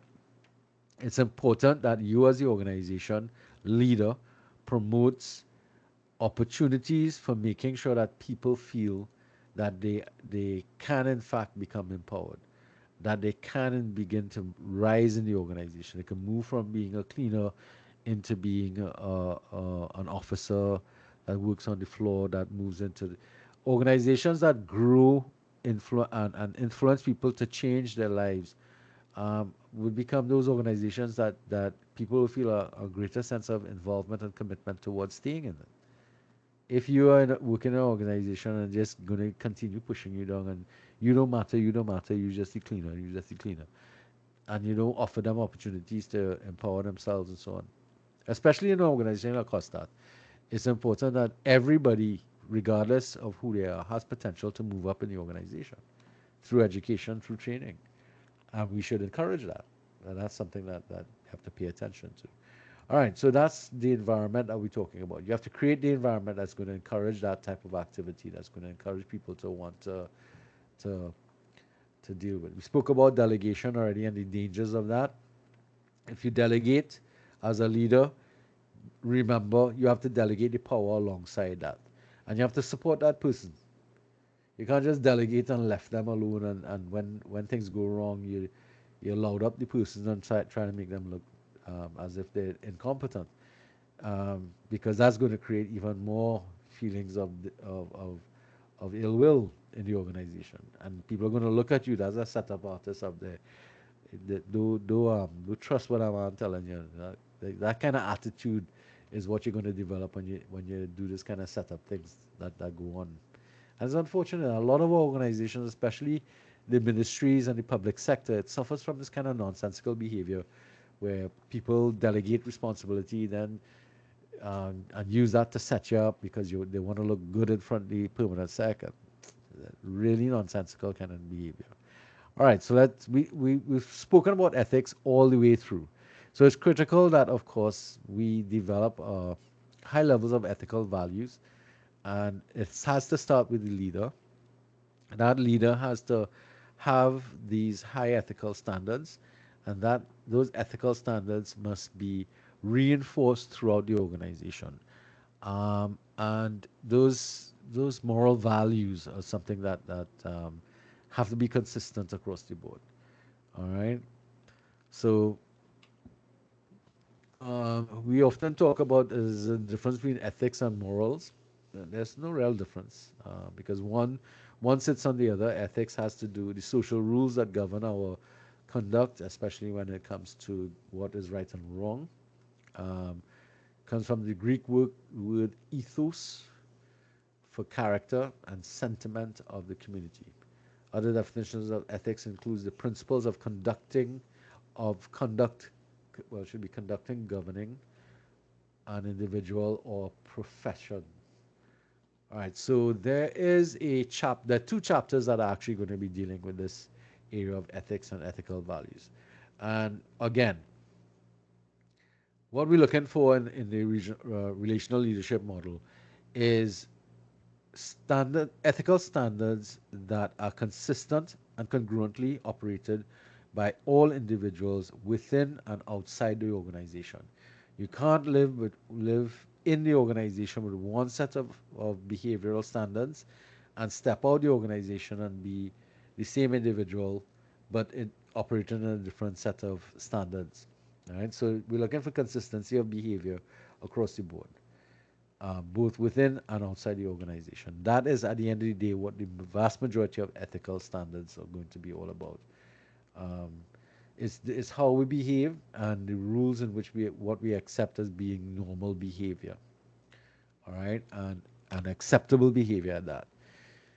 Problem is that ethical values and standards change over time, and there is a bit of a um, as things transition, different generations feel differently about it. This is especially true when we start to look at the behaviors of younger professionals as opposed to older professionals. There's a sort of disconnect sometimes that we start to experience. And that may be simply because people are not paying attention to the ethical standards as they exist in the community around us. Because it, despite what people say, ethics and morality vary and change over time. In fact, it's important that they do because some of the things that we accepted as normal ethical behaviors in the past are no longer normal and ethical in this current future. Similarly, you have the extremes where some ethical values or some behaviors taking place now are damaging to the organization or damaging to the world around us. So oftentimes you have some problems that come up with that. Most professions have established ethical values, um, and those established ethical values have become necessary because of problems they've had in the past. So, for example, in the health um, industry, there are code of ethics that have to be followed. I think for doctors it's called the HEPA oath. For nurses, there's the nursing oath. I don't know if for any other para health areas if they have any sort of oath taking that goes on with them. But when you join an organization, there is going to be a list of rules and actions. Even the teachers have a codes that they have to follow, rules that they have to follow that is administered through the ministry. Um, every profession, accountants have it as well, and they've had to make some major adjustments in the last 10 years based upon what took place in 2010. Um, they had a lot of changes to make because of some poor behavior by previously large organizations. So things that you want to pay attention to there. But most organizations have ethical values that they have to follow. You get in the law field as well. All fields have ethical values that they try to establish as the norms that govern the society, that govern the actions of people and organizations that operate in it. Similarly, those ethical values must change with the environment that we find ourselves working in. If we don't change them, they're no longer going to be relevant. All right. So, uh, morality refers to what is right or wrong, and as I said before, what's right or wrong changed over time because what's right today was probably wrong many years ago, and some of the things that was right back then absolutely seen as being wrong now. So again, we have to be um, careful with that. The philosophy of leadership that we are trying to get you to develop here has to be one that's values driven, meaning that your behaviors and your thinking has to be driven by commonly acceptable ethical morals and values. And it has to be, as I said, consistently done by yourself as the leader, both inside and outside of the organization. And both leaders and followers should work in the same sort of with the same sort of values. Problems that come with that, of course, would be in organizations that are religious in nature or come from a monocultural environment or community. There is a tendency for those values to have problems moving out from that organization into the wider environment because there may be a disconnect between the ethical and moral values within the organization to the outside. Now, if that is happening, if you are experiencing what is called cognitive dissonance between what you've been asked to do in your job and what you do in your public life, then there's a place there that you have to find some degree of solution for, because you can't continue operating with that level of dissonance taking place in your head. You'll go mad, um, or you'll definitely suffer some emotional breakdowns as a result. You have to make sure that as a leader, your values are inherently representative of the society that you're working with, and those values have to be operational across the board, both in your private and personal life as well as your public life. And that is the challenge that all leaders are going to face. They are going to face that huge problem. There are, again, as I said, two presentations that are going to work on this. The importance of dealing with ethical values and dilemmas and how you make your decisions based upon those things. So I'm not going to spend too much more time on this. Um, we all know these values that we talk about: honesty, sincerity, truthfulness, those types of things. Courage is also an important part because um, sometimes, as I said, you're working in an organization and there are behaviors that are taking place that they don't quite agree with. But what ends up happening is that you have to challenge that. And you need to be courageous in doing so, because in bucking the norm that exists in the organization, it may lead to you suffering from fallout from that exposure. So whistleblowing is something that comes up when we deal with ethical and moral values, because in order to bring to the public's attention some negative activities taking place within some organizations, some leaders have to be brought up by other people in the organization for being, not quite good as a leader, or being immoral in some of their actions or illegal in some of their activities. And we've seen that happen in the past with people like Enron, and we've seen that with Madoff and other people who have been caught with various, even Martha Stewart, caught in terms of dealing with various infringements, both from financial and ethical values, but it all speaks to those basic principles that we hold dear to us in terms of things. The Wolf of Wall Street was another film you could look at that speaks to the questionable morality of the behaviors on Wall Street. So you could look at those things. Too Big to Fail is a nice movie to look at in relation to seeing where ethical values and greed did not quite um, connect with each other. So we see, and this is the problem. Around us, we see examples of the dichotomy of ethical behavior and actual behavior being at odds with each other, crime wouldn't exist if everybody held the same ethical and moral values, because everybody would be governed by that same activity, that same thinking.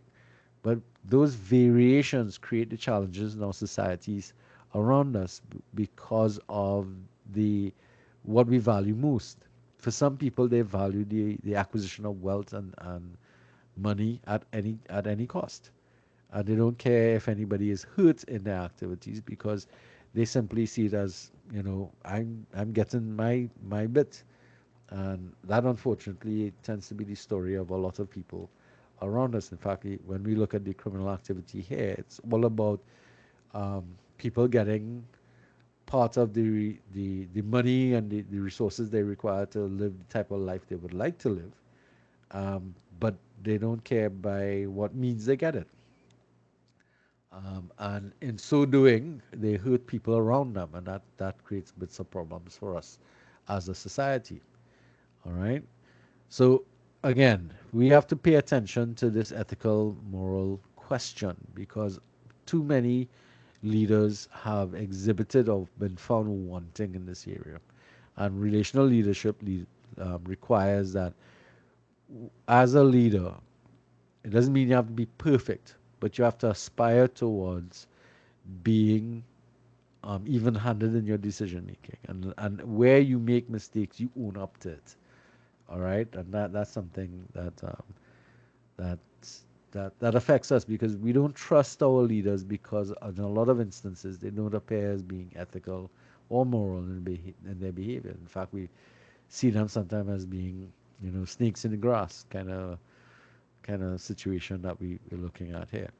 All right, so I'm hoping you understand this whole issue of ethical values and moral values and its importance in the development of your leadership potential. Be aware of where you sit and stand on certain things because it's going to be critical because it creates that element um, of that standard of how you're going to view and judge things around you, and that's critical. All right. Um, okay, so let's move. Let's see if anything critical here. Right, leading by example.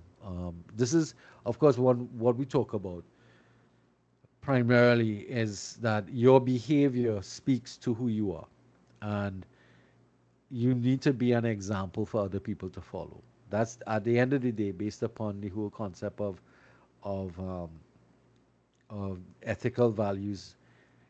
As a leader, you want to lead by example, and therefore, it if whatever you ask of the world around you, you must exhibit that, and that's at the end of the day, that's what we're talking about.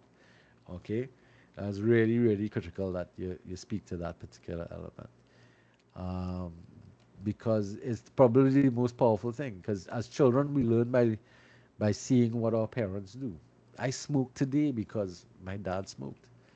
Um, Unfortunately, you know, I'm a teacher. My dad was a teacher. So his actions influenced my life, and I didn't even realize how much of an influence it was. It took some time for me to kind of recognize. So a lot of what I did or do now is what I saw my father doing, um, or what I saw my parents doing. That type of thing, and that's important because we have to understand the power of the example that we think. So those are things we want to pay attention to. All right, because we have impacts beyond what we see. All right, so I think we get the idea of leading by example. So let's look at process orientation. This is the last element I think that we need to look at. Yes. So the concept of process requires that we look at doing things in a particular process oriented manner. It's almost scientific in its approach. If we approach all of these steps or stages of this model in a process oriented manner, it makes it easier for us to repeat and to improve the outcome that we hope to get. All right? So that's what process orientation refers to. It refers to making sure that we are able to um, move through a step by step process that is repeatable in nature. because that's what process orientation is all about. All right, process refers to how the group goes about being a group, remaining a group, and accomplishes group purpose. So again, it's what we do, how we do things, and if we look at it in a process orientation matter, all aspects become repeatable, and of course changeable where required. Okay, so um, there's not much to talk about when we get to this process process orientation because it's already a matter of thinking. Everything is process oriented. Every aspect that we spoke about before, we have to look at in the concept of being able to look at things from a process orientation. We have to be able to do things in a repeatable manner. If we don't, and it's kind of ad hoc all over the place, then we're likely not to be able to try something, get it to work, see why it didn't work, uh, tinker with it, make it, correct it, that type of stuff. We have to be doing that, and in that process, we want to create things that are meaningful. So in the process of in well in the concept of process orientation, there's several things that we want to pay attention to. And the one that is probably most interesting is meaning making. Meaning that the stuff that you're doing has to be meaningful to you. Just like we talked about things mattering to folks, for you, it as a leader, it needs to be meaningful to you. And in order to get to that meaningful state, there are a couple of things that we're going to have to be dealing with in terms of our own processes. All right. We have to start working out and evaluating the processes that we use by asking why do we do the things we do? And in evaluating the way we do things, ask the question, is there anything I can change to make it more effective? All right. This requires a lot of self reflection. So, again, the process requires that we engage in this type of focus, in this type of exercise, in a process oriented manner. So, it means it has to be done regularly. So, we have to evaluate how we go about working with other folks, working in teams, working in groups. We have to be looking at whether or not we are competing with people because of the way in which our organization is set up, or if we actually need to be paying attention more to the cooperative activities. And research is saying to us that the unnecessarily adversarial positions or situations that we find ourselves in is something that is destructive. Our processes ought to be more collaborative and community cooperative. All right. So things for you to think about there. Um, when we work together, remember we said we're going to be collectively smarter, and in being collectively smarter means we make better decisions. But the way in which we get together collectively is an important element that we have to pay attention to the process of how we work together. Now, you all have been doing group work over and over again from one class to the next. You've been doing group work. Have any of you already sat down and looked at the process in which you have been working in these groups and the outcomes that you end up with? Or is it just hit and miss? Ask yourself that question. All right? And let's get past cooperation. There's a lot of work there. Meaning making, as I said, it has to make sense to you, both in your head and in your heart. If you're working in a job and it's not, your ideas are not making sense and you don't feel passionate about it, you need to get out of that organization, be it if you're a follower or leader, because you can't bring the best to bear in that organization unless you feel some level of meaningfulness in being involved. If it means nothing, if it's just a, what's the word? You're just there making up numbers, forget it. You're wasting time. Your life is going to feel, um, you know, potentially just worthless because you're not doing anything that means anything to you, either in your mind or in your heart. And that's really something that you have to pay attention to because unfortunately for us, a lot of us don't get jobs that are meaningful for us. If you are ever able to find a job that is meaningful for you, count your blessings because it means that regardless of how much stress you go through at work, at least you feel that what you do means something to others around us. But if you work in a job that's just a 9 to 5 and all you're doing is, um, you know, getting paid to pay bills, then your life is going to not have a lot of meaning. You're going to want to do other things.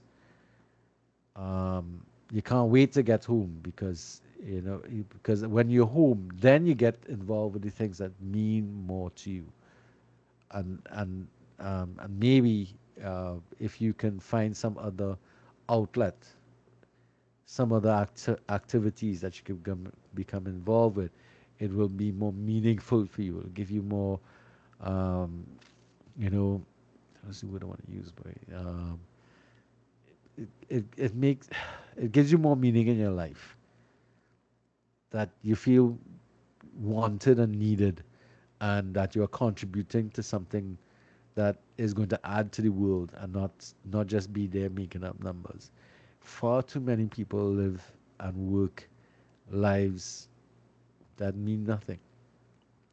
They're just like ghosts in our society. They do nothing that helps, or they're not allowed to help our society. They do nothing for other individuals. And it's not big things you're talking about, It's just small little things. It helps to make your world feel meaningful, even if it's just for your children or your immediate family. It means something to them. If it doesn't mean anything to anybody, I mean, that's one of the reasons why they talk about, uh, you all might know this, but men who don't get married, their life expectancy falls by 10 years because their their actions don't really, well, two, men get up to all kind of rubbish when they're alone, and two, um, their lives tend to mean less, and without meaning, there's nothing to look forward to, and that's a critical thing. Now you might think about this and say it's interesting though, because whereas life expectancy of men fall when they're not married, life expectancy of women rise when they're not married. Interesting. And similarly, when they do get married, their life expectancy falls. It's really a two-ended double-edged sword there. But I know in terms of men in particular, if they don't get involved in something meaningful, for anybody for that matter. And by the way, this information comes out of actuarial science in insurance studies. Okay, so that's where I'm getting the approximations from, if anybody wants to know.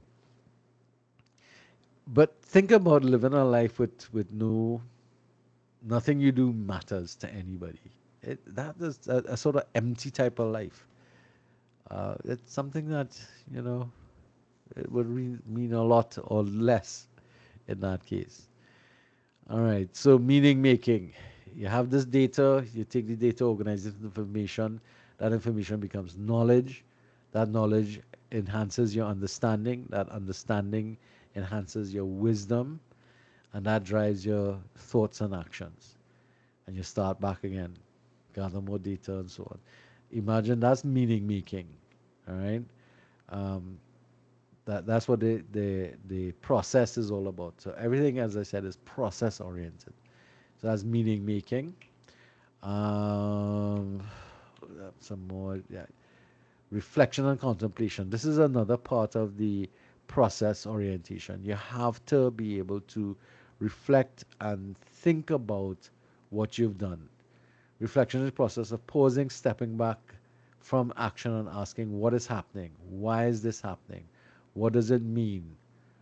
What does this mean for you? And what can I learn from it? Far too often, because of the pace of our lives, we don't get opportunities to do this. But if we make it part of the process that we utilize, we'll set aside time for this in part of the process. So reflection and contemplation and cogitation and thinking and really internalizing what's taking place and paying attention is critical to what's going on. Hold a second, guys.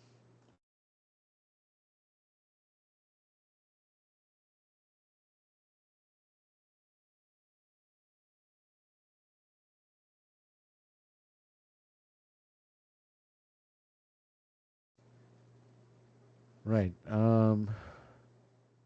Okay, guys. So sorry about that.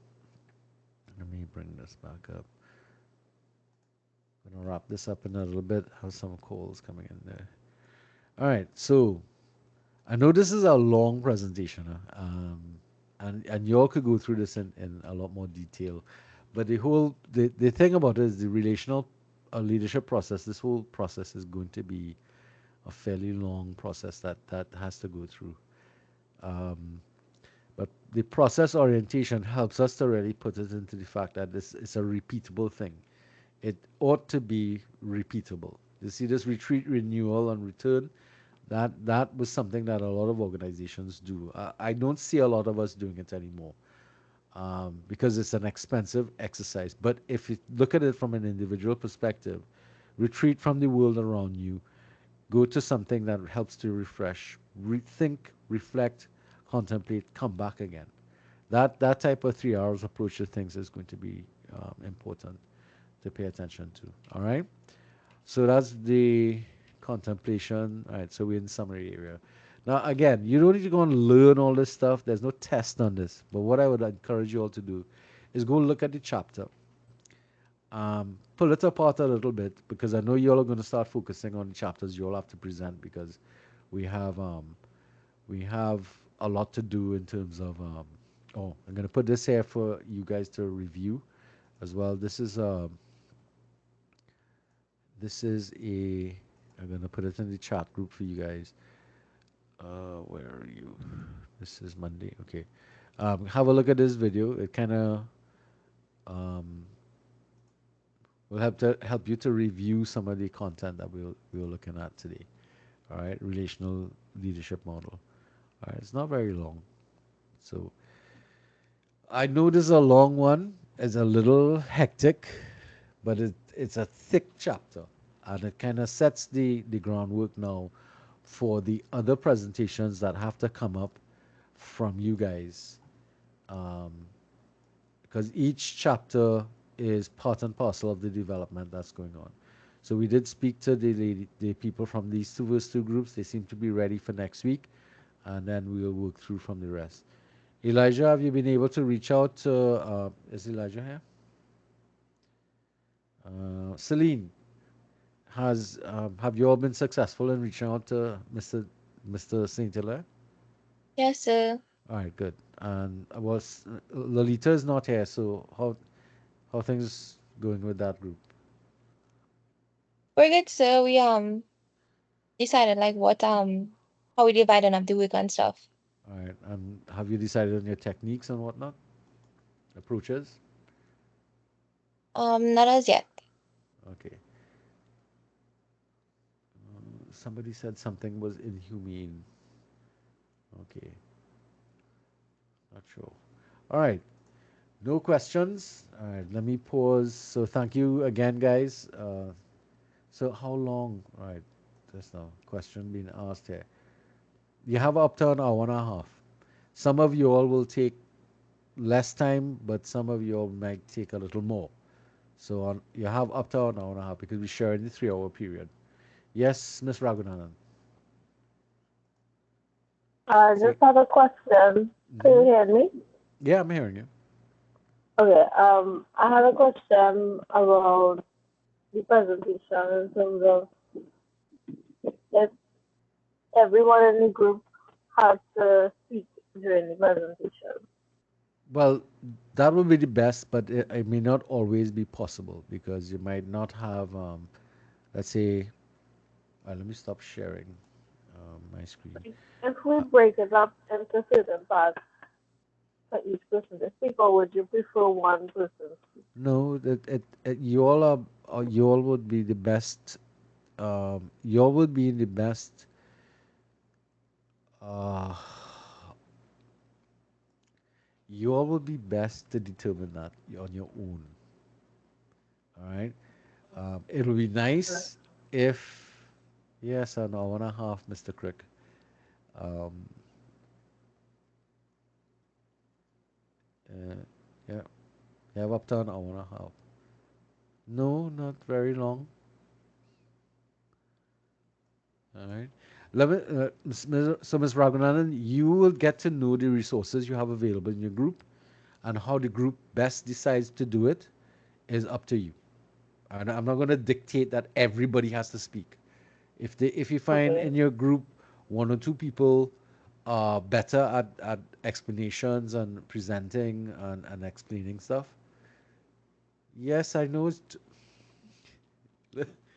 crick. Some chapters, no, your cameras don't need to be on, Miss Henderson. Wow, lots of questions. All right, let's deal with the questions. All right, so let me finish up, Mr. Raghunanan. Ms. Raghunanan, if your group decides that only two of you out of the three is going to present, that's fine.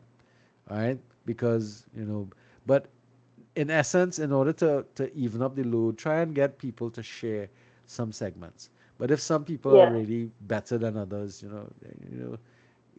it's your I understand. strategy. It's Yeah. basically going to be whatever strategies you all come up with. All right, Okay. so that makes sense, right? Yeah, Okay. I just asked because I had a lecturer that preferred one person in the group to speak, so I just wanted to ask. Oh no, I prefer if you have more people, but at the same because it brings variety. All right, Yeah. so Okay. let's deal with Thanks. Kushal. Kushal says an hour and a half is that long is a long time. It's just two of us. You're right. But what chapter you're presenting? Some chapters are longer than others. Longer chapters would require a little more time, and some chapters may not. So you might be able to cover your chapter, Kushal. Let's see what chapter you're dealing with. Right, your chapter integrity and moral.